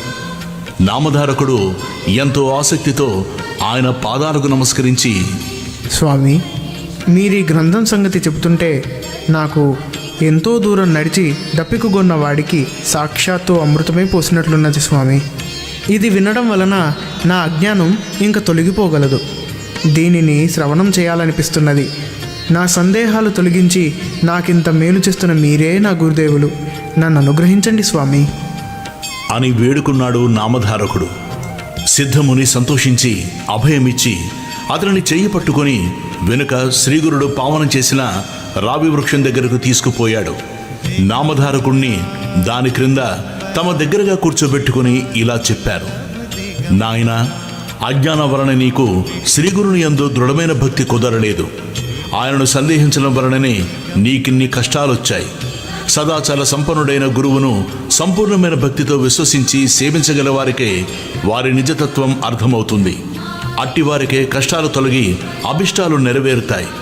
నిజానికి సద్గురువు తన పర భేదం లేకుండా అందరిపైన అపారమైన దయ కురిపిస్తుంటాడు. నీరు ఎత్తైన ప్రాంతాల్లో నిలువవు అన్నట్లు దాంభికులకు ఆయన కృప లభించదు. గురువుకు సాటి అయినదేదీ లేదు. కల్పవృక్షము, చింతామణి కోరినవి మాత్రమే ప్రసాదించగలవు. కానీ గురువు మనం కోరని దాన్ని కూడా ప్రసాదిస్తారు. ఆయన స్పర్శదీక్షతోనే మనకు ప్రపంచమంతా బ్రహ్మమయముగా దర్శింపజేస్తారు. ఆయననే శంకించే వారికి ఆయనేమి చేయగలడు? తనను సంపూర్ణ విశ్వాసంతో సేవించేవారి వెంటనంటి కాపాడడమే ఆయన ధర్మం. కానీ పామరులు కష్టమొచ్చినప్పుడు ఎవరో చెప్పగా ఆయనను సేవిస్తారు. కానీ శ్రద్ధ విశ్వాసాలతో సరైన పద్ధతిలో సేవించరు. కనుకనే కొందరి అభిష్టాలు నెరవేరవు. అప్పుడు వారు తమకు గురువేమీ చేయలేదని ఆయన్ను నిందిస్తారు అని సిద్ధముని వివరించారు. నామధారకుడు ఆయనకు నమస్కరించి, స్వామి, శ్రీగురుని లీలలు వినిపించి నన్ను కృతార్థుని చేయండి. శ్రీగురుడు త్రిమూర్త్యాత్మకమైన భగవంతుడు అంటారు కదా, ఆయన మొదట అలా ఎందుకు అవతరించారో సెలవీయండి స్వామి అని వేడుకున్నాడు నామధారకుడు. సిద్ధముని సంతోషించి, శ్రీగురుని పట్ల నీకిట్టి శ్రద్ధ కలగడం ఎంతో శుభసూచకం. ఇంతవరకు శ్రీగురుని లీలల గురించి ఇంత ప్రీతితో ఎవ్వరూ నన్ను అడగలేదు. ముముక్షువులకు మాత్రమే ఇట్టి అభిరుచి కలుగుతుంది. నీకు తప్పక పురుషార్థాలు ప్రాప్తిస్తాయి. నీ శ్రద్ధ నాకెంతో ఆనందాన్ని కలిగిస్తున్నది. నీవడిగినది చెబుతాను, శ్రద్ధగా విను. జగత్తుకు మూల కారణమైన భగవంతుడు మొదట అనేకమ వారిని సంకల్పించినప్పుడు ఆయన శక్తి త్రిగుణాత్మకంగా మారి బ్రహ్మ, విష్ణు, మహేశ్వరుల రూపం ధరించింది. వాటిలో రజోగుణము ప్రకోపించినప్పుడు సృష్టికర్త అయిన బ్రహ్మరూపంలో ఆ శక్తి సర్వాన్ని సృష్టించింది. సత్వగుణము బలీయమై విష్ణు రూపంలో సర్వాన్ని పాలిస్తుంది. తమోగుణం బలీయమైనప్పుడు అదే మహేశ్వరుడై సర్వాన్ని సంహరిస్తుంది. అంతేగాని నిజానికి ఆ ముగ్గురికి భేదమే లేదు.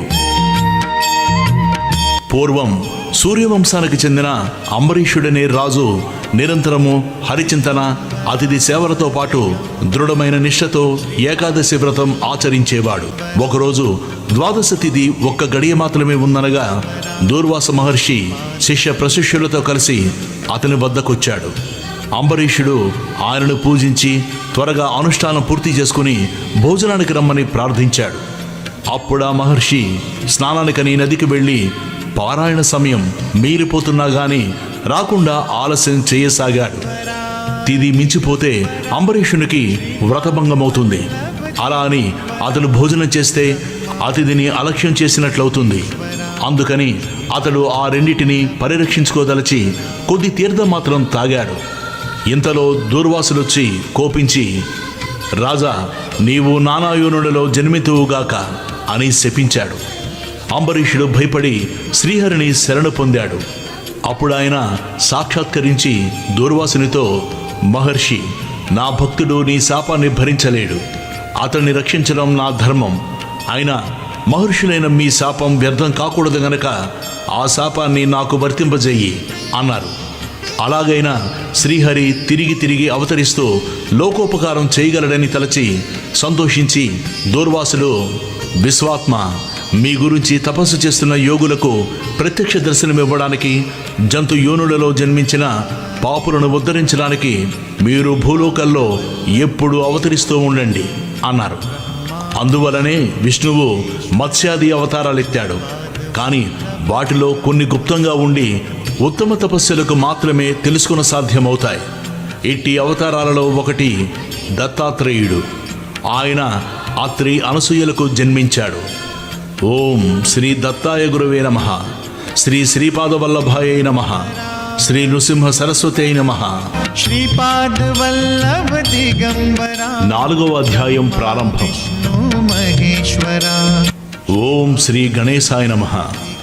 ఓం శ్రీ సరస్వతీదేవియే నమః. ఓం శ్రీ గురుభ్యో నమః. శ్రీ గురు చరిత్ర అధ్యాయం 4. దూర్వాస శాపం వలన భగవంతుడు ధరించిన అవతారాలలో ఉత్తమ సాధకులకు మాత్రమే తెలియబడే శ్రీ దత్తాత్రేయ అవతారం గురించి చెప్పమని నామధారకుడు కోరగా సిద్ధయోగి ఇలా చెప్పసాగాడు. పూర్వం ఒక కల్పాంత ప్రళయం తర్వాత నారాయణుని నాభి కమలం నుండి బ్రహ్మ ఉద్భవించి సనకాది యోగులను, మరీచి మొదలైన సప్త ప్రజాపతులను తన మానసపుత్రులుగా అవతరింపజేశాడు. తర్వాత శతరూప, మనువులను సృష్టించాడు. వారి కుమార్తె దేవహూతి కర్దముని భార్య అయింది. ఆమెకు కలిగిన కుమార్తెలలో అనసూయాదేవి అత్రి మహర్షికి భార్య అయి మహాపతివ్రతగా ప్రసిద్ధికెక్కింది. ఆమె పాతివ్రత్య ప్రభావానికి వెరచి కొండలు, శిలలతో కూడి ఎంతో కఠినమైన భూమి ఆమె పాదాల కింద మృదుత్వాన్ని వహించింది. సర్వాన్ని తపింపజేసే సూర్యుడు, అన్నింటినీ దహింపజేసే అగ్ని కూడా ఆమెకు చల్లదనం ఇవ్వసాగారు. వాయువు ఆమె చెంత తన ప్రచండ వేగం మాని మందంగా మలయమారుతంగా వీచేవాడు. దేవతలందరూ తమ వలన ఆమెకు కష్టం కలిగినా లేక ఏ అల్పుడైనా ఆమె అనుగ్రహం పొందినా అతడు తమను కూడా జయింపగలడని భయపడుతుండేవారు. ఒకసారి త్రిలోక సంచారి అయిన నారద మహర్షి బ్రహ్మ, విష్ణు, మహేశ్వరుల నివాసాలకు వెళ్ళి అక్కడ అనసూయాదేవి పాతివ్రత్యాన్ని ఎంతగానో ప్రశంసించాడు. అత్రి మహర్షి ఆదేశం మేరకు ఆమె వలె అతిథి అభ్యాగతులను ఆచరించే సాధ్వి మరొకరు లేరన్నాడు. అప్పుడు త్రిమూర్తుల భార్యలు కూడా దేవతలందరి వలె భయపడి అసూయ చెంది ఆమె పాతివ్రత్య మహిమను తగ్గించమని తమ భర్తలను నిర్బంధించారు. అప్పుడు త్రిమూర్తులు అతిథి వేషాలలో అత్రి మహాముని ఆశ్రమానికి చేరుకున్నారు. అనసూయాదేవి వారికి ఎదురేగి స్వాగతం చెప్పి అర్ఘ్యపాద్యాదులు సమర్పించి, అయ్యలారా, మీ రాక చేత మా ఆశ్రమం పావనమైంది. మీకు నేనేమి చేయాలో సెలవియ్యండి. అత్రి మహర్షి తపస్సు కోసం అరణ్యంలోకి వెళ్ళారు అని చెప్పింది. అప్పుడు ఆ అతిథులు, అమ్మా, మాకెంతో ఆకలిగా ఉన్నది. నీ భర్త ఎప్పుడు వస్తారో చెప్పలేము కదా, మాకు వెంటనే భోజనం పెట్టు అన్నారు. ఆమె లోపలికి వెళ్ళి విస్తళ్ళు వేసి, అయ్యలారా, భోజనానికి దయచేయండి అని ప్రార్థించింది. అప్పుడు వారు, సాధ్వి, నీవు మాకు ఆతిథ్యం ఇస్తానని మాట ఇచ్చావు. కానీ మాదొక షరతు ఉన్నది. నీవు కట్టుకున్న గుడ్డలు విడిచి నగ్నంగా వడ్డిస్తేనే మేము భోంచేస్తాము, లేకుంటే ఇలా ఆకలితోనే వెళ్ళిపోతాము అన్నారు. వారు ఆకలితో వెళ్ళిపోతే ఆమె అత్రి మహర్షి ఆదేశాన్ని మీరినట్లవుతుంది. అంతేగాక ఆకలితో తిరిగిపోయిన అతిథి గృహస్థుల పుణ్యాన్ని, తపస్సును తీసుకుపోతాడని శాస్త్రం. కానీ పరపురుషుల ఎదుటగా నగ్నంగా వస్తే పాతివ్రత్యం భంగమవుతుంది. పరస్పర విరుద్ధమైన ధర్మాల మధ్య తనను చిక్కించుకోజూచిన అతిథులు సామాన్యులుగారని ఆమె వెంటనే గ్రహించింది. వారి విచిత్రమైన షరతుకు ఆమె తనలో తానే నవ్వుకున్నది. తపోమూర్తి అయిన అత్రి మహర్షి సంసర్గం వలన పవిత్రురాలనైన నాకు కామభయం లేదు. ఆకలిగొని అన్నమడిగిన వీరు ధర్మం ప్రకారం నా బిడ్డలే గాని పరపురుషులు కారు అనుకుని ఆ సాధ్వి, అయ్యలారా, అలానే చేస్తాను, భోజనానికి లేవండి అని చెప్పి ఆశ్రమం లోపలికి వెళ్ళి అత్రి మహర్షి పాదుకలతో స్వామి, నేను మీ ఆజ్ఞ మేరకు వారు నా బిడ్డలన్న భావంతో భోజనం వడ్డిస్తాను అని చెప్పుకున్నది. ఆమె యొక్క పాతివ్రత్య మహిమాన్వితమైన సంకల్పం వలన ఆమె భోజనం వడ్డించడానికి నగ్నంగా వెళ్ళేసరికి ఆ ముగ్గురు పసిపిల్లలయ్యారు. ఆమె భావాన్ని అనుసరించి ఆమెకు బాలింతరాలి వలె స్తన్యం వచ్చింది. ఆమె వెంటనే మరలా వస్త్రాలు ధరించి ఆ బిడ్డలకు తృప్తిగా పాలిచ్చింది. నిరంతరం సృష్టి చేసి అలసినవాడిలా బ్రహ్మదేవుడు, ప్రపంచాన్ని పాలించి అలసినవాడిలా శ్రీ మహావిష్ణువు, జగత్ సంహార కార్యం వలన సోలిపోయిన వారిలాగా శంకరుడు అనసూయాదేవి యొక్క పాతివ్రత్య మహిమను గ్రోలి విశ్రాంతి చెందారు. ఆ మహాపతివ్రత తన దివ్యదృష్టి వలన ఆ ముగ్గురు త్రిమూర్తులని తెలుసుకుని ఊయలలో పెట్టి ఆ జరిగిన కథనే జోలగా పాడుచున్నది.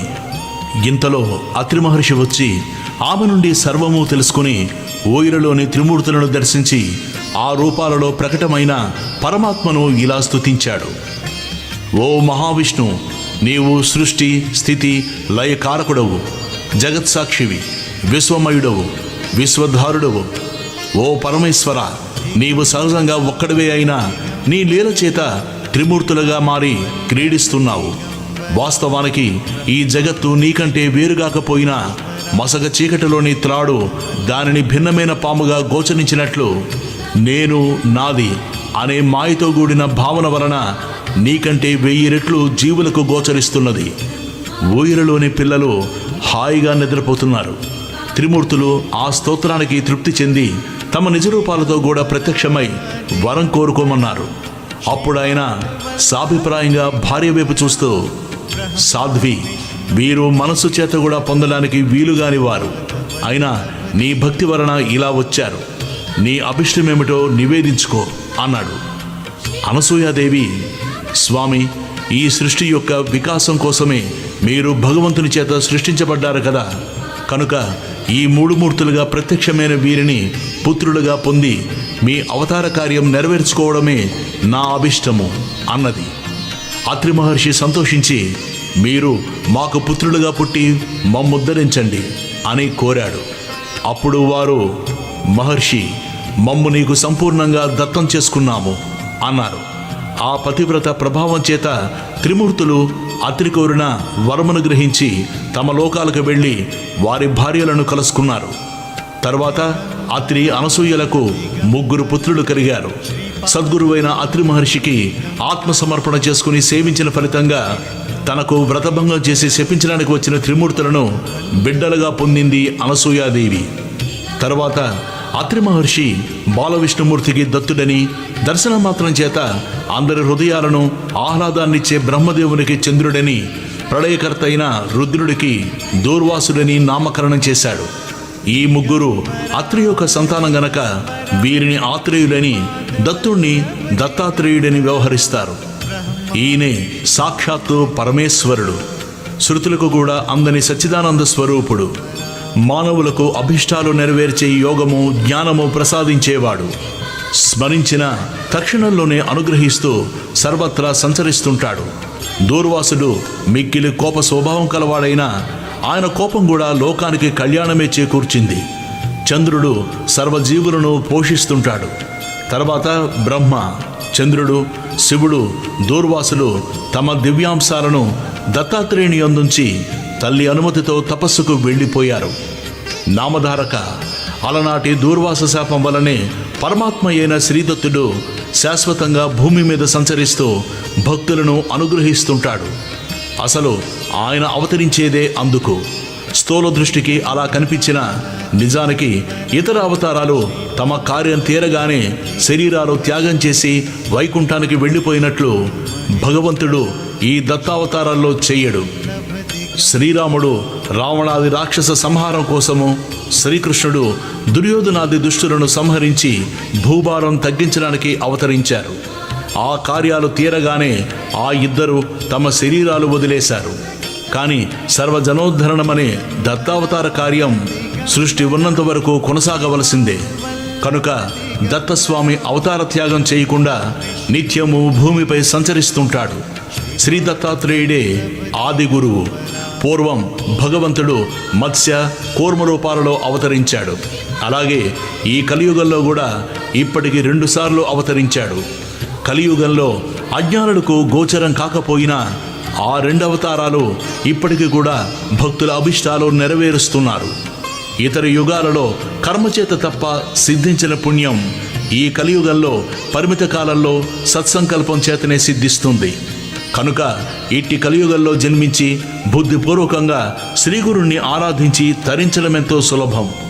అట్టి అవకాశం పూర్వపుణ్యం చేత నీకు లభించింది. కనుక నేను చెప్పే గురుకథలు శ్రద్ధతో విను అన్నారు సిద్ధయోగి. నామధారకుడు దత్త అవతారం గురించి విని ఆనందించి, ఆహా, అలనాటి అనసూయాదేవి పాతివ్రత్యం వలన మానవాళికి గురు పరంపర, అందువలన మా వంటి అజ్ఞులకు మీ వంటి గురువు యొక్క కృప లభించాయి అన్నాడు నామధారకుడు. ఓం శ్రీ దత్తాయ గురువే నమః. శ్రీ శ్రీపాద శ్రీవల్లభాయై నమః. శ్రీ నృసింహ సరస్వత్యై నమః. అధ్యాయం 4 సమాప్తం. దిగంబరా శ్రీ గురు చరిత్ర అధ్యాయం 5. श्रीपाद ఓం శ్రీ గణేశాయ నమః. శ్రీ సరస్వతీదేవియే నమః. శ్రీ గురుభ్యో నమః. శ్రీగురుని మహిమ విని భక్తి కలిగి ఆయన మహిమ గురించి చింతన చేస్తూ ఆయన దర్శనం కోసం తప్పిస్తున్న నామధారకుడికి మొదట స్వప్న దర్శనము, తర్వాత అవధూత ప్రత్యక్ష దర్శనము కలుగుతాయి. ఇది నిర్దిష్టమైన పద్ధతి. రాజు సుమతి కూడా దత్తమహిమ తెలిసి ఆయన భక్తులై అతిథులను ఆయన రూపంలో భావించి సేవిస్తుండగా స్వామి భిక్ష రూపంలో మొదట దర్శనమిచ్చి అనుగ్రహిస్తారు. తపస్వి అయిన అత్రి మహర్షికి కూడా దత్తస్వామి మొదట ధ్యానంలో దర్శనమిచ్చి అటు తర్వాతనే మానవాకృతిలో అతిథులుగా ఆశ్రమానికి వస్తున్నట్లు 16 దత్తావతారాల వృత్తాంతాల్లో దత్త భాగవతంలో ఉన్నది. ఆధునిక యుగంలో కూడా శ్రీ వాసుదేవానంద సరస్వతి స్వామి అనుభవము అలానే ఉన్నది. శ్రీ సాయిబాబా అక్కలకోట స్వామి చరిత్రలో కూడా శ్రీ గురు చరిత్ర, శ్రీ గురుగీత పారాయణ చేసే ఎందరికో మొదట ఆ మహనీయులు స్వప్న దర్శనమిచ్చి అటు తర్వాత వారికి ప్రత్యక్ష దర్శనం లభించడం చూడవచ్చు. పారాయణ వలన ముముక్షత్వము, దైవీ సంపద, సద్గురు దర్శనాభిలాష, సేవించుకోగల సంస్కారం కూడా హృదయానికి కలుగుతుంది. ఈ నిర్దిష్టమైన పద్ధతి విడిచి మనమే సద్గురువు కోసం అన్వేషిస్తే కలి వైపరీత్యం వలన కపట సద్గురువుల బారిన పడడం తథ్యం. ఒక మహనీయుడు చెప్పినట్లు మనం అర్జునం కనుక మన నిర్ణయం ఆ విషయాల్లో కూడా లోపభూయిష్టంగా ఉండి తీరుతుంది. దత్తానుగ్రహం నామధారక శర్మకు సిద్ధుని దర్శనంగా మాత్రమే గాక ఆయన నిత్యము చదువుకొని శ్రీగురు చరిత్ర గ్రంథ రూపంలోనూ అందుండి గురులీలలో శ్రవణం చేసే భాగ్యంగానూ లభించింది. ప్రత్యక్షంగా శ్రీగురుని సేవించిన సిద్ధుడు వ్రాసింది గనక ఆ గ్రంథం యథార్థంగా దాని రూపంలో పారాయణ సమయంలో సిద్ధుడే మనకిది చెప్పినట్లవుతుంది. కనుక తగిన శ్రద్ధతో పారాయణ చెయ్యాలి. కథారంభం. మహానుభావ, భగవంతుడు కలియుగంలో 2 సార్లు అవతరించారన్నారు కదా, వాటిని వివరించండి స్వామి.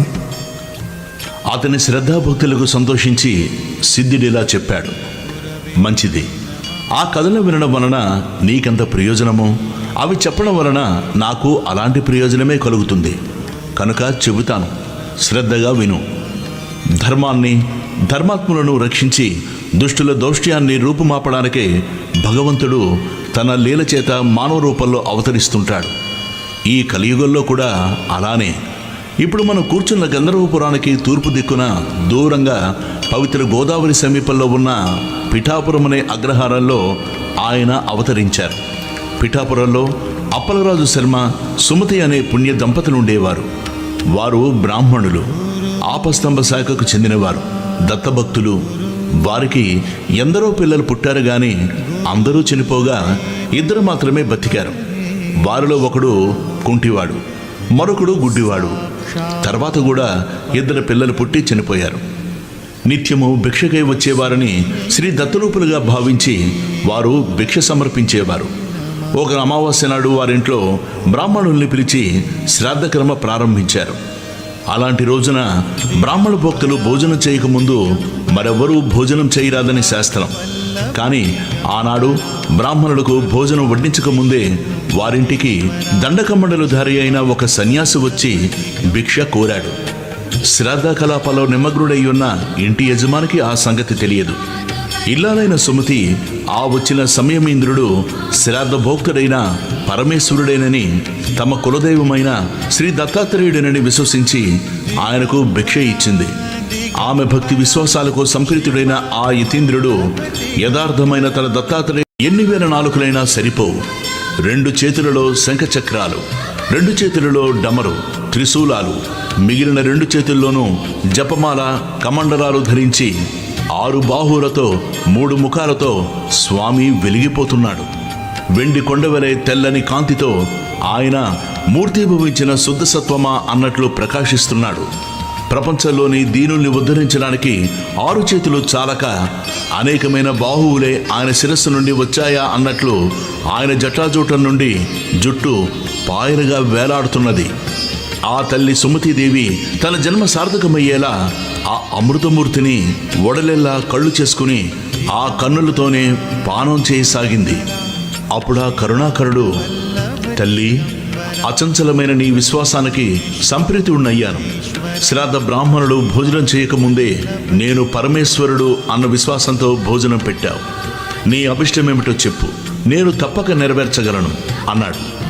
స్వామి మాటలు అమృతధారలై ఆమె చెవుల ద్వారా శరీరంలోని సర్వధాతువుల్లోకి ప్రవహించాయి.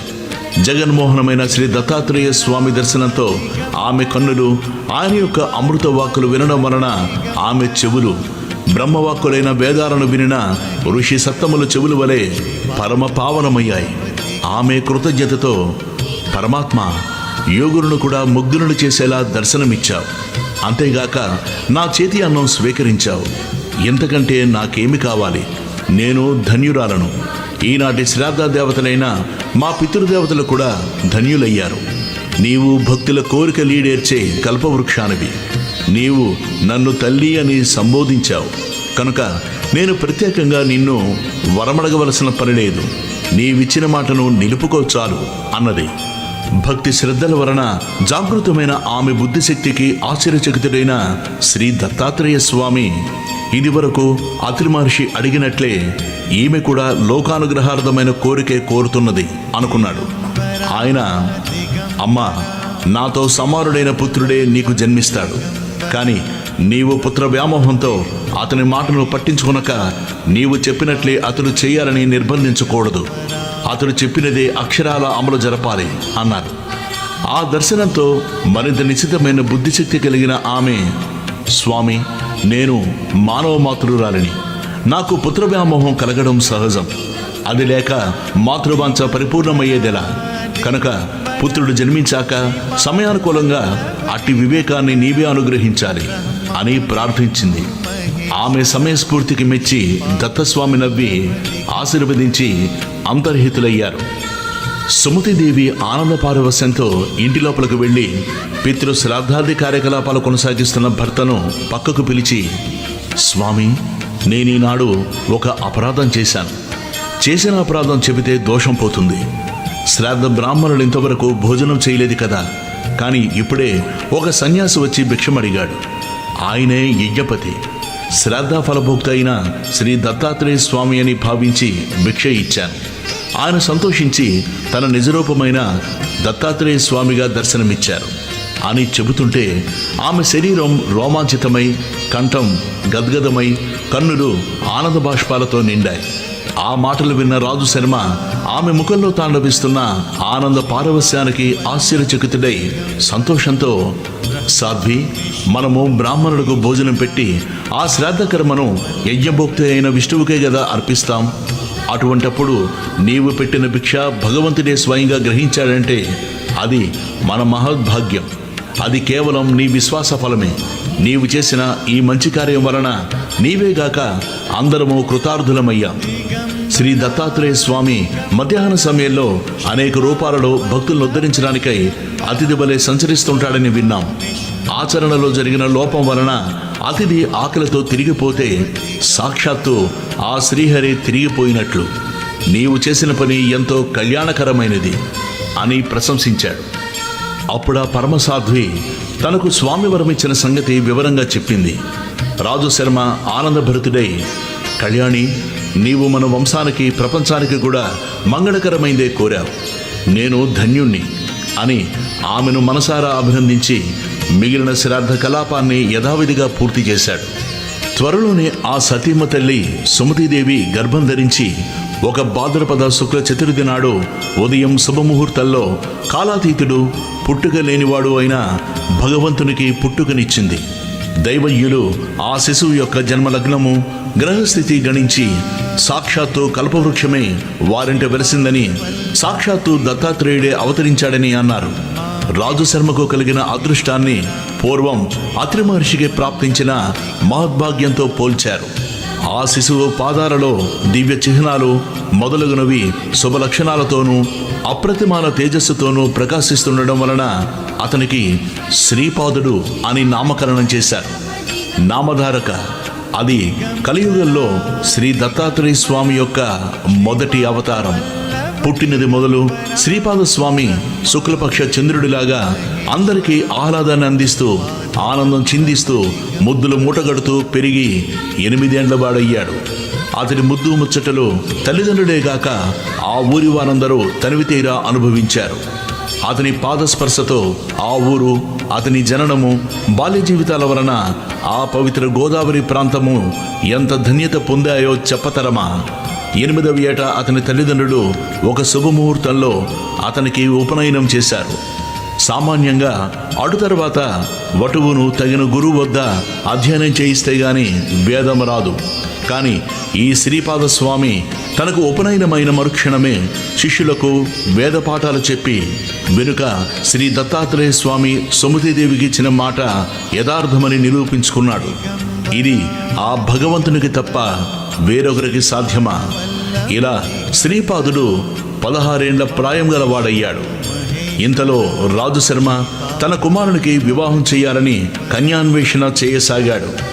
అది తెలిసి ఒకనాడు శ్రీపాద స్వామి తండ్రితో, నాయనా, నీవు నాకు వివాహం చేయడానికై తగిన కన్య కోసం అన్వేషించనవసరం లేదు. సర్వశుభ లక్షణాలు కలిగి నాకు తగిన కన్య సిద్ధంగా ఉన్నది. ఆమె పేరు యోగశ్రీ. నేను ఆమెను చేపట్టి సన్యాసినవుతాను. నేను శ్రీవల్లభుడును గనుక నాకు సంతానం లేకపోయినా నిత్యముక్తుడినే అని నిశ్చయంగా చెప్పాడు. ఆ తండ్రికి ఆ మాటలు మనస్తాపాన్ని కలిగించాయి.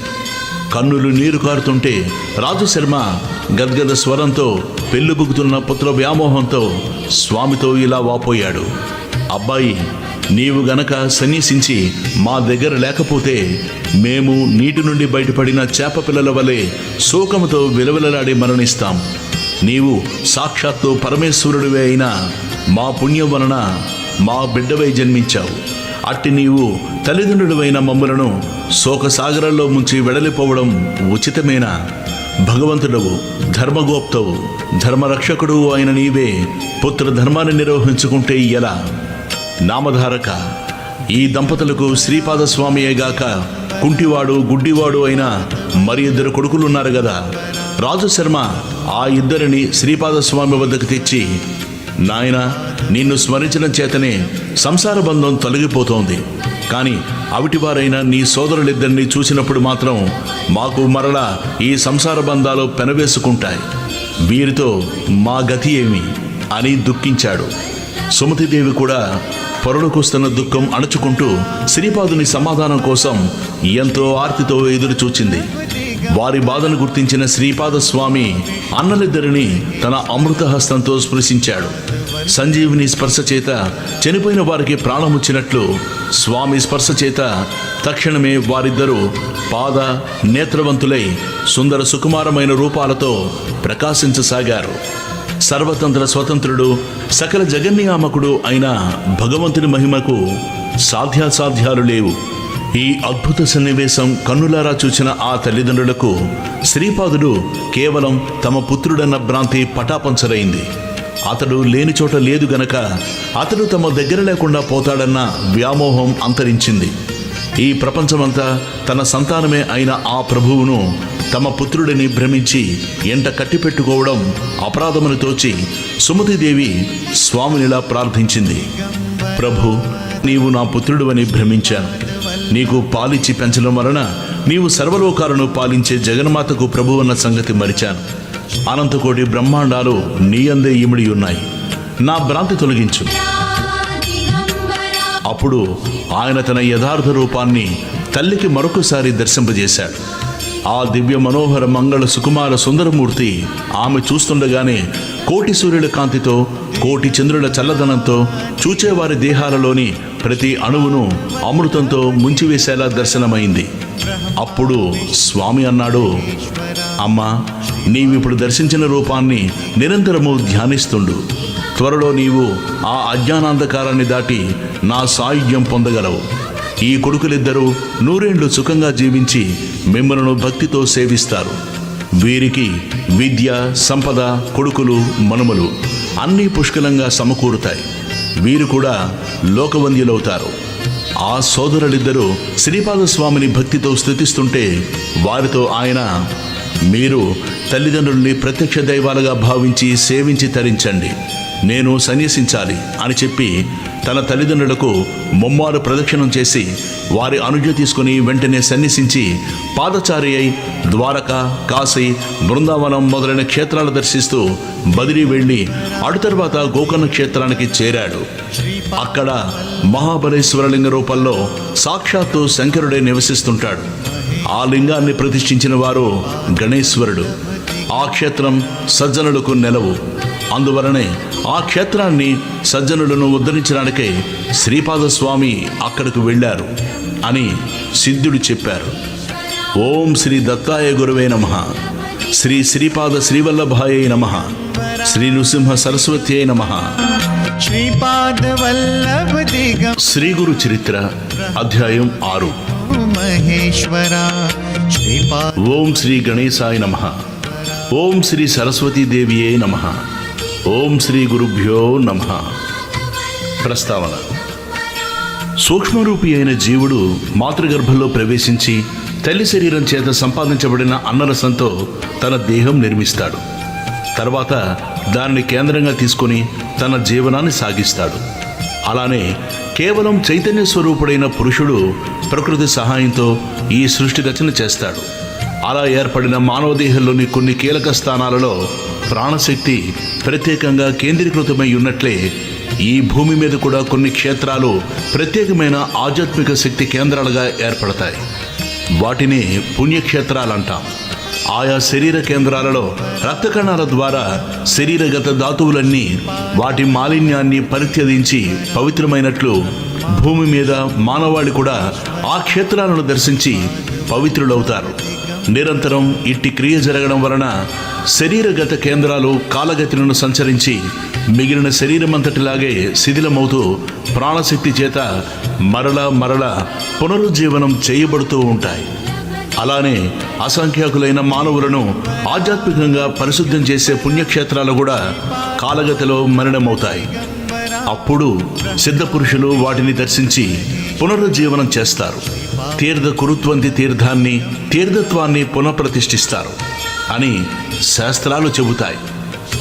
అలానే శ్రీపాదస్వామి చేత పవిత్రం చేయబడిన ఒక క్షేత్రం గురించి ఈ అధ్యాయం చెబుతోంది. అటువంటి క్షేత్రం దర్శించినప్పుడు దానిని పునరుద్ధరించిన శ్రీపాదస్వామి యొక్క లీలను, ఆ క్షేత్రవాసాన్ని స్మరించాలి. అటువంటి అవతార పురుషులు ఈ క్షేత్రంలో కొద్ది కాలమున్నా అటు తర్వాత సూక్ష్మ రూపంలో వారెల్లప్పుడూ అక్కడ ఉంటారని గుర్తుంచుకోవాలి. 6-7 అధ్యాయాలు ఈ విషయాన్ని వివరించాయి. అప్పుడు నామధారకుడు ఇలా అన్నాడు: స్వామి, కాశీ, బదరి, కేదారం వంటి క్షేత్రాలు ప్రసిద్ధమైనందువలన శ్రీపాదస్వామి అక్కడికి వెళ్ళారు. కానీ వారు గోకర్ణానికి వచ్చారని మీరు చెప్పారు. ఆ క్షేత్ర ప్రాధాన్యత కాస్త వివరించండి స్వామి.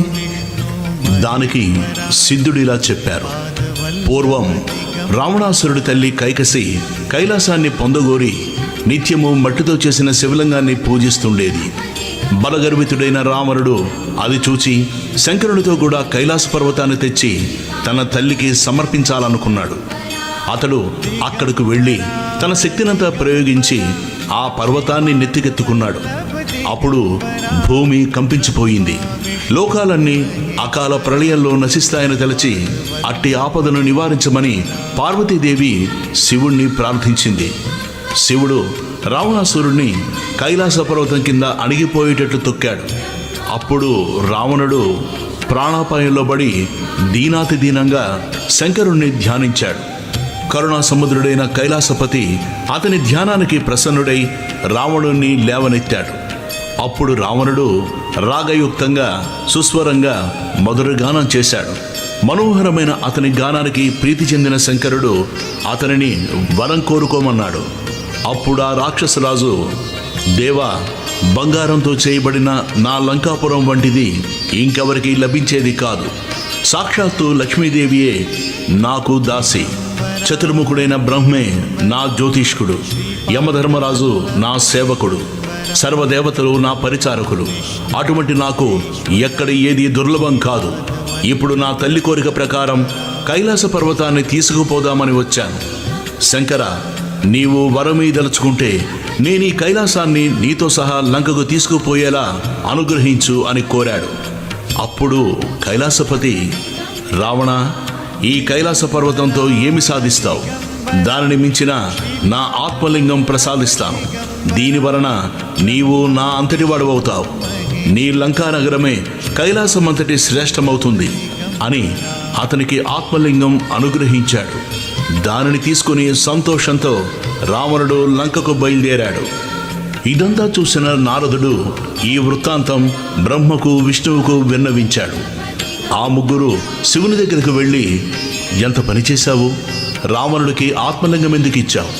సర్వ ప్రాణికోటికి కీటక ప్రాయుడు, లోక భయంకరుడు అయిన రావణుడు నీ అంతటి వాడు కావడం తగునా అని వాపోయారు.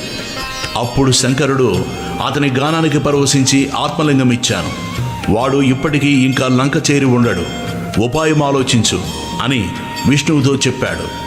అది విని శ్రీహరి దుర్మార్గుణ్ణి మోసంతోనే జయించి ఎలాగైనా ఆత్మలింగాన్ని చేజిక్కించుకోమని నారదుణ్ణి, గణపతిని ప్రేరేపించాడు.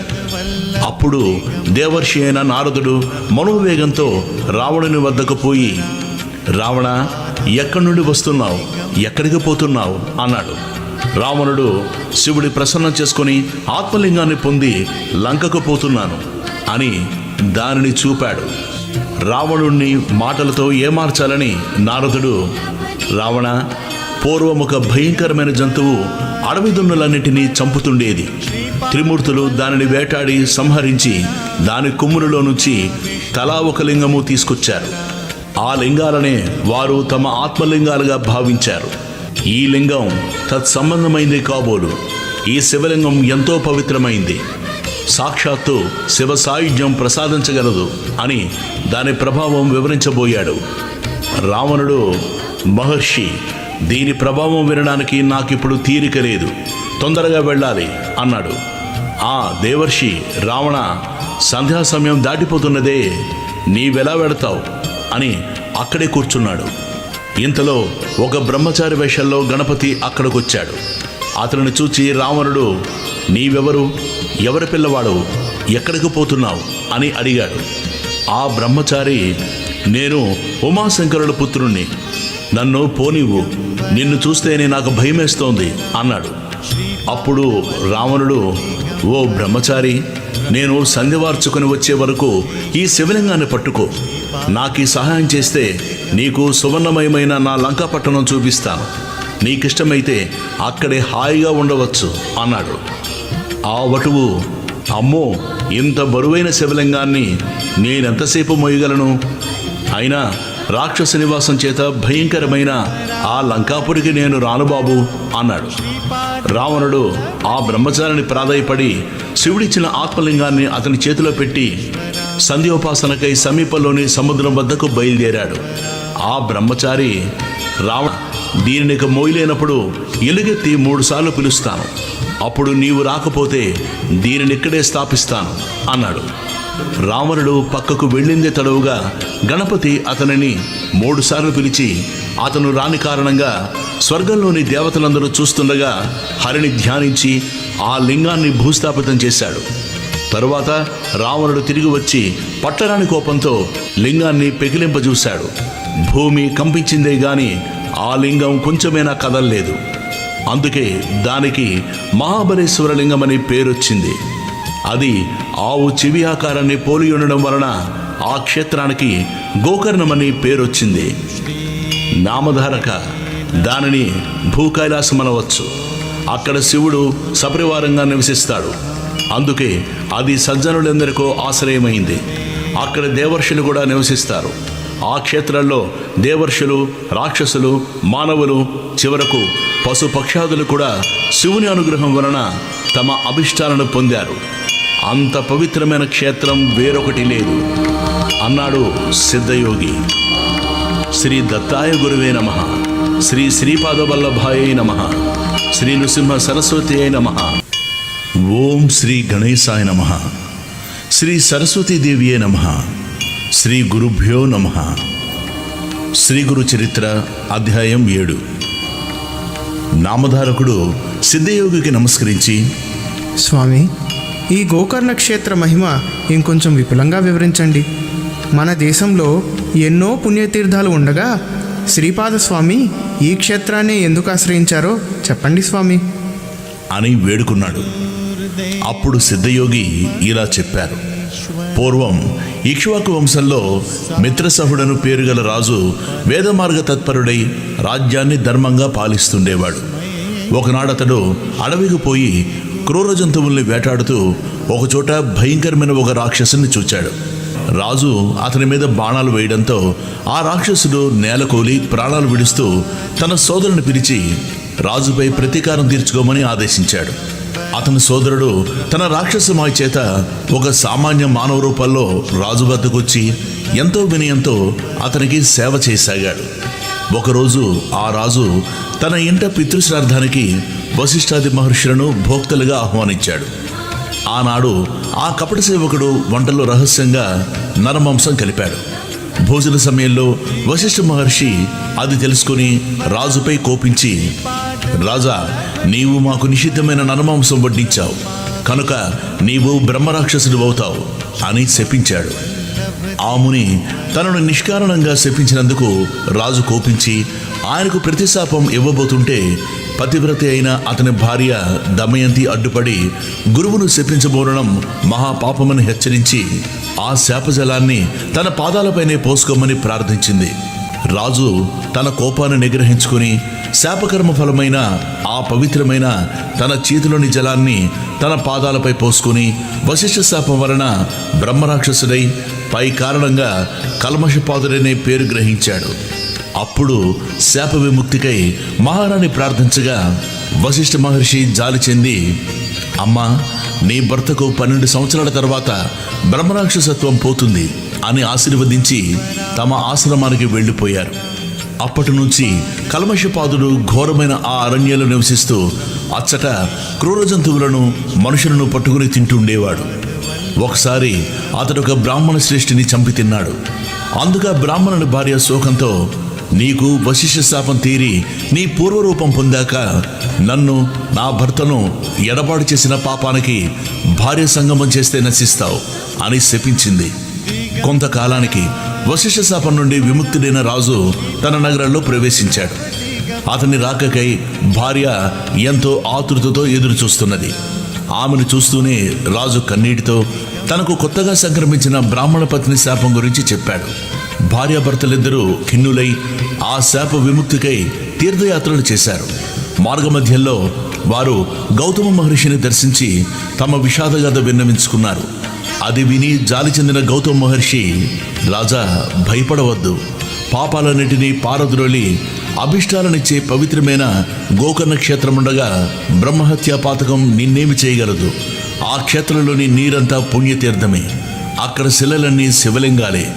ఆ పవిత్ర క్షేత్రాల్లో మానవులకు పొందరానిదేమున్నది? ఆ క్షేత్ర మహత్యాన్ని తెలిపే విషయం ఒకటి నేనక్కడ చూచినది చెబుతాను. ఆ క్షేత్రంలో మరణించిన ఒక చండాల స్త్రీని కైలాసానికి తీసుకుపోవడానికై శివకింకరులు వచ్చారు. వారిని అడగ్గా వారిలా చెప్పారు. పూర్వము ఈమె సౌదామణి అను అందమైన ఒక బ్రాహ్మణ కన్య. ఆమెకు యుక్త వయసు దాటిన తర్వాత ఆలస్యంగా ఒక పేద బ్రాహ్మణుడితో ఇష్టం లేని వివాహం బలవంతంగా చేశారు. కొద్ది కాలానికి ఆమెకు పిల్లలు కలక్కముందే ఆ బ్రాహ్మణుడు మరణించాడు. ఆమె కామవశం చేత ఒక కోమటి వాణ్ణి ఉంచుకుంది. జారత్వమెన్నటికీ దాగదు కదా. త్వరలో ఆ రహస్యం బంధువులందరికీ తెలిసి వారు ఆమెను వెలివేసి ప్రాయశ్చిత్తం చేసుకున్నారు. అప్పటి నుండి ఆమె నిర్భయంగా ఆ వైశ్యునితో జీవించనారంభించింది. అతని దుస్సాంగత్యంతో మద్యపానానికి కూడా అలవాటు పడింది.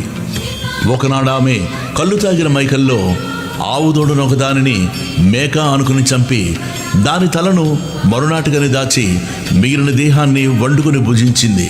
మరునాడు విటుడు రాగానే ఆమె వంట చేయబోయి ఆవుదోడు శిరస్సును చూచి నిజాన్ని కప్పిపుచ్చుతూ అయ్యయ్యో ఆవుదోడును పులి తినిపోయింది అని వలవలా ఏడ్చింది. ఆమె ఇటువంటి పాపాలనేకం చేసి నరకంలో శిక్షలు అనుభవించి కర్మశిక్షం వలన ఈ జన్మను పొందింది. ఈ జన్మలో ఆమె పుట్టుగుడ్డి కుష్ఠిరోగి అయి కొంతకాలం పాటు తన తల్లిదండ్రుల చేత పోషించబడింది. వారు మరణించాక దిక్కులేక ఆకలితో అలమటిస్తూ ఒక శివరాత్రి నాడు అందరినీ భిక్ష కోసం యాచించింది. ఆనాడు అన్నమెవరో వండరగనక ఆమె చేతిలో కొద్ది మారేడు దళాలు మాత్రం ఉంచారు. అవి తినడానికి పనికిరావని తలచి ఆమె వాటన్నిటినీ జారవిడిచింది. ఆ బిల్వమంతా ఒక లింగం మీద పడింది. అదే ఆమె చేసిన శివ పూజ. ఆ రోజంతా తిండి లభించినందువలన ఆ రాత్రి ఆమెకు నిద్ర రాలేదు. ఈ విధంగా ఆమె ఉపవాసము జాగరణ కూడా చేసినట్లయింది. ఆ రోజంతా ఆమె శివనామ సంకీర్తనం విన్నది. తెలియక చేసిన ఆ వ్రతం వలన ఆమె పుణ్యాత్మురాలయ్యింది. ఇప్పుడు ఈమెను కైలాసానికి తీసుకురమ్మని మమ్ములను శంకరుడు పంపాడు అని చెప్పాడు. అప్పుడు ఆ శివదూతలు ఆమె మృతదేహంపై అమృతం చల్లి దేవ విమానం మీద ఆమెను కైలాసానికి తీసుకువెళ్లారు. అబుద్ధిపూర్వకంగా చేసిన ఆమె వ్రతానికే ఇంతటి ఫలముంటే ఇక మీరు బుద్ధిపూర్వకంగా చేసిన దాని ఫలితం చెప్పతరమా? కనుక ఓ రాజా, నీవు గోకర్ణ క్షేత్రానికి వెళ్ళి మహాబలేశ్వరుని సేవించు, బ్రాహ్మణుని శాపం నుంచి విముక్తుడవుతావు అని గౌతమ మహర్షి ఆ క్షేత్ర మహత్యాన్ని ఇంకా ఇలా వివరించారు. గోకర్ణమంతటి పవిత్ర క్షేత్రం ఇంకొకటి లేదు. మిగిలిన క్షేత్రాలన్నీ చంద్రుడు నక్షత్రాల వంటివనుకుంటే గోకర్ణం పాపమనే కారు చీకట్టును నశింపజేసే సూర్యుని వంటిది. ఆ క్షేత్ర దర్శనము స్మరణముల వలన కూడా సర్వపాపాలు నశిస్తాయి. అక్కడ ఇంద్రాది దేవతలందరూ తపస్సు చేసి శివానుగ్రహం వలన తమ అభిష్టాలు పొందారు.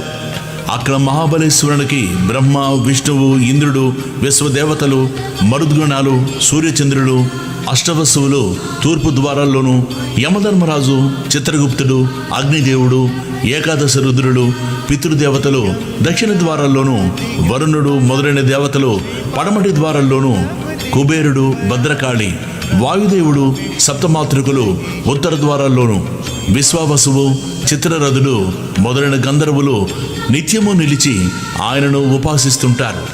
కశ్యపుడు, అత్రి, వశిష్ఠుడు, కణ్వుడు మొదలైన మునీశ్వరులు కృతయుగంలో విశ్వామిత్రుడు, జాబాలి, భరద్వాజుడు మొదలైన మహర్షులు, సనక సనందనాది బ్రహ్మ మానసపుత్రులు, నారదాది దేవర్షులు, సిద్ధులు, సాధ్యులు, మునీశ్వరులు, యతులు నిత్యము గోకర్ణేశ్వరుని ఉపాసిస్తూ ఉన్నారు. రావణుడు మొదలగు రాక్షసులు కూడా ఆ క్షేత్రంలో తపస్సు చేసి శివుని నుండి వరాలు పొందారు. కనుకని ఈ క్షేత్రాలు చేసిన తపస్సు, ఆధ్యాత్మిక సాధనాలు 1,00,000 రెట్లు మంచి ఫలితాన్ని ఇస్తాయి. అప్పుడు ఆ రాజు భార్య సమేతంగా గోకర్ణం వెళ్ళి మహాబలేశ్వరుని సేవించి శాప విముక్తుడయ్యాడు. కనుక ఓ నామధారక, ఎందరో సజ్జనులకు ఆశ్రయమైన గోకర్ణ క్షేత్రం వారి తపస్సు చేత ఇదివరకే పరమ పవిత్రమైంది. అందుకే గణపతి అక్కడ శివలింగాన్ని స్థాపించడం కూడా జరిగింది. అందుకే సాధుజీవుడైన శ్రీపాదస్వామి కూడా ఆ క్షేత్రాన్ని దర్శించి అక్కడ 3 సంవత్సరాలుండి ఆ క్షేత్ర మహత్యాన్ని పునరుద్ధరించారు. తర్వాత ఆయన కృష్ణా తీరంలోని కురువపురానికి వెళ్ళి అక్కడ తమ స్థూల రూపాన్ని మరుగుపరిచారు. శ్రీ దత్తాయ గురువే నమః, శ్రీ శ్రీపాద శ్రీవల్లభాయే నమః, శ్రీ నృసింహ సరస్వత్యై నమః. ఓం శ్రీ గణేశాయ నమః. శ్రీ సరస్వతీదేవియే నమః. శ్రీ గురుభ్యో నమః. శ్రీ గురు చరిత్ర అధ్యాయం 8. శ్రీపాద స్వామి ఒక కుపత్రవతి అయిన బ్రాహ్మణ స్త్రీ చేత శివపూజ యావజ్జీవితము చేయించి మరుజన్మలో ఆమె గర్భాన తామే అవతరించ సంకల్పించాడు. సద్గురువును ఆశ్రయించి ఆయన అనుగ్రహంతో నిర్వర్తించబడిన పూజాది కార్యాలకు విశేష ఫలముంటుందని అర్థం. అలాగాక మనమే ఆచరించే పూజాదుల ఫలితం సామాన్యంగానే ఉంటుంది. కారణం, మహాత్ముల సాన్నిధ్యం మనలో సత్వగుణాన్ని విశేషంగా వృద్ధి చేస్తుంది. సత్వాది గుణ ప్రాబల్యాన్ని బట్టే యజ్ఞదాన తపః కర్మల ఫలితం ఉంటుందని భగవద్గీత చెబుతుంది. అందుకే తత్వదర్శి అయిన సద్గురువును ముముక్షువులు ఆశ్రయించి తీరాలని భగవద్గీతకు హృదయమని చెప్పదగిన తద్విద్ది ప్రణిపాతైన అన్న శ్లోకం చెబుతుంది. మూఢుడైన ఒక బ్రాహ్మణ బాలుణ్ణి శ్రీపాద స్వామి ఆత్మహత్య ప్రయత్నం మానిపించినట్లే శ్రీ అక్కలకోట స్వామి సాయిబాబా తమ భక్తులను ఆదరించారు. తర్వాత శ్రీపాద స్వామి హస్తమస్తక యోగం చేత త్రుటిలో ఆ మూఢ బాలుణ్ణి వేదాంగ పారంగతుని చేసిన లీల కూడా అతిశయోక్తి కాదు. దత్తాత్రేయ స్వరూపమైన శ్రీస్వామి సమర్థుల జీవిత చరిత్ర 1856, 1876లో అట్టి లీల ఉండడం గమనార్హం. శ్రీపాద స్వామి చేసిన ఇట్టి అద్భుత లీలల్ని 8, 9, 10 అధ్యాయాలలో చూడవచ్చు. కథారంభం. నామధారకుడు స్వామి, శ్రీపాద శ్రీవల్లభులు గోకర్ణ క్షేత్రంలో ఎంతకాలం ఉన్నారు? అసలు భగవతవతారమైన ఆయనకు పుణ్యక్షేత్ర సందర్శనం చేయవలసిన పని ఏమి? నాకు ఈ సందేహ నివృత్తి చేసి అటుపై శ్రీపాద స్వామి చరిత్రను తెలపండి స్వామి.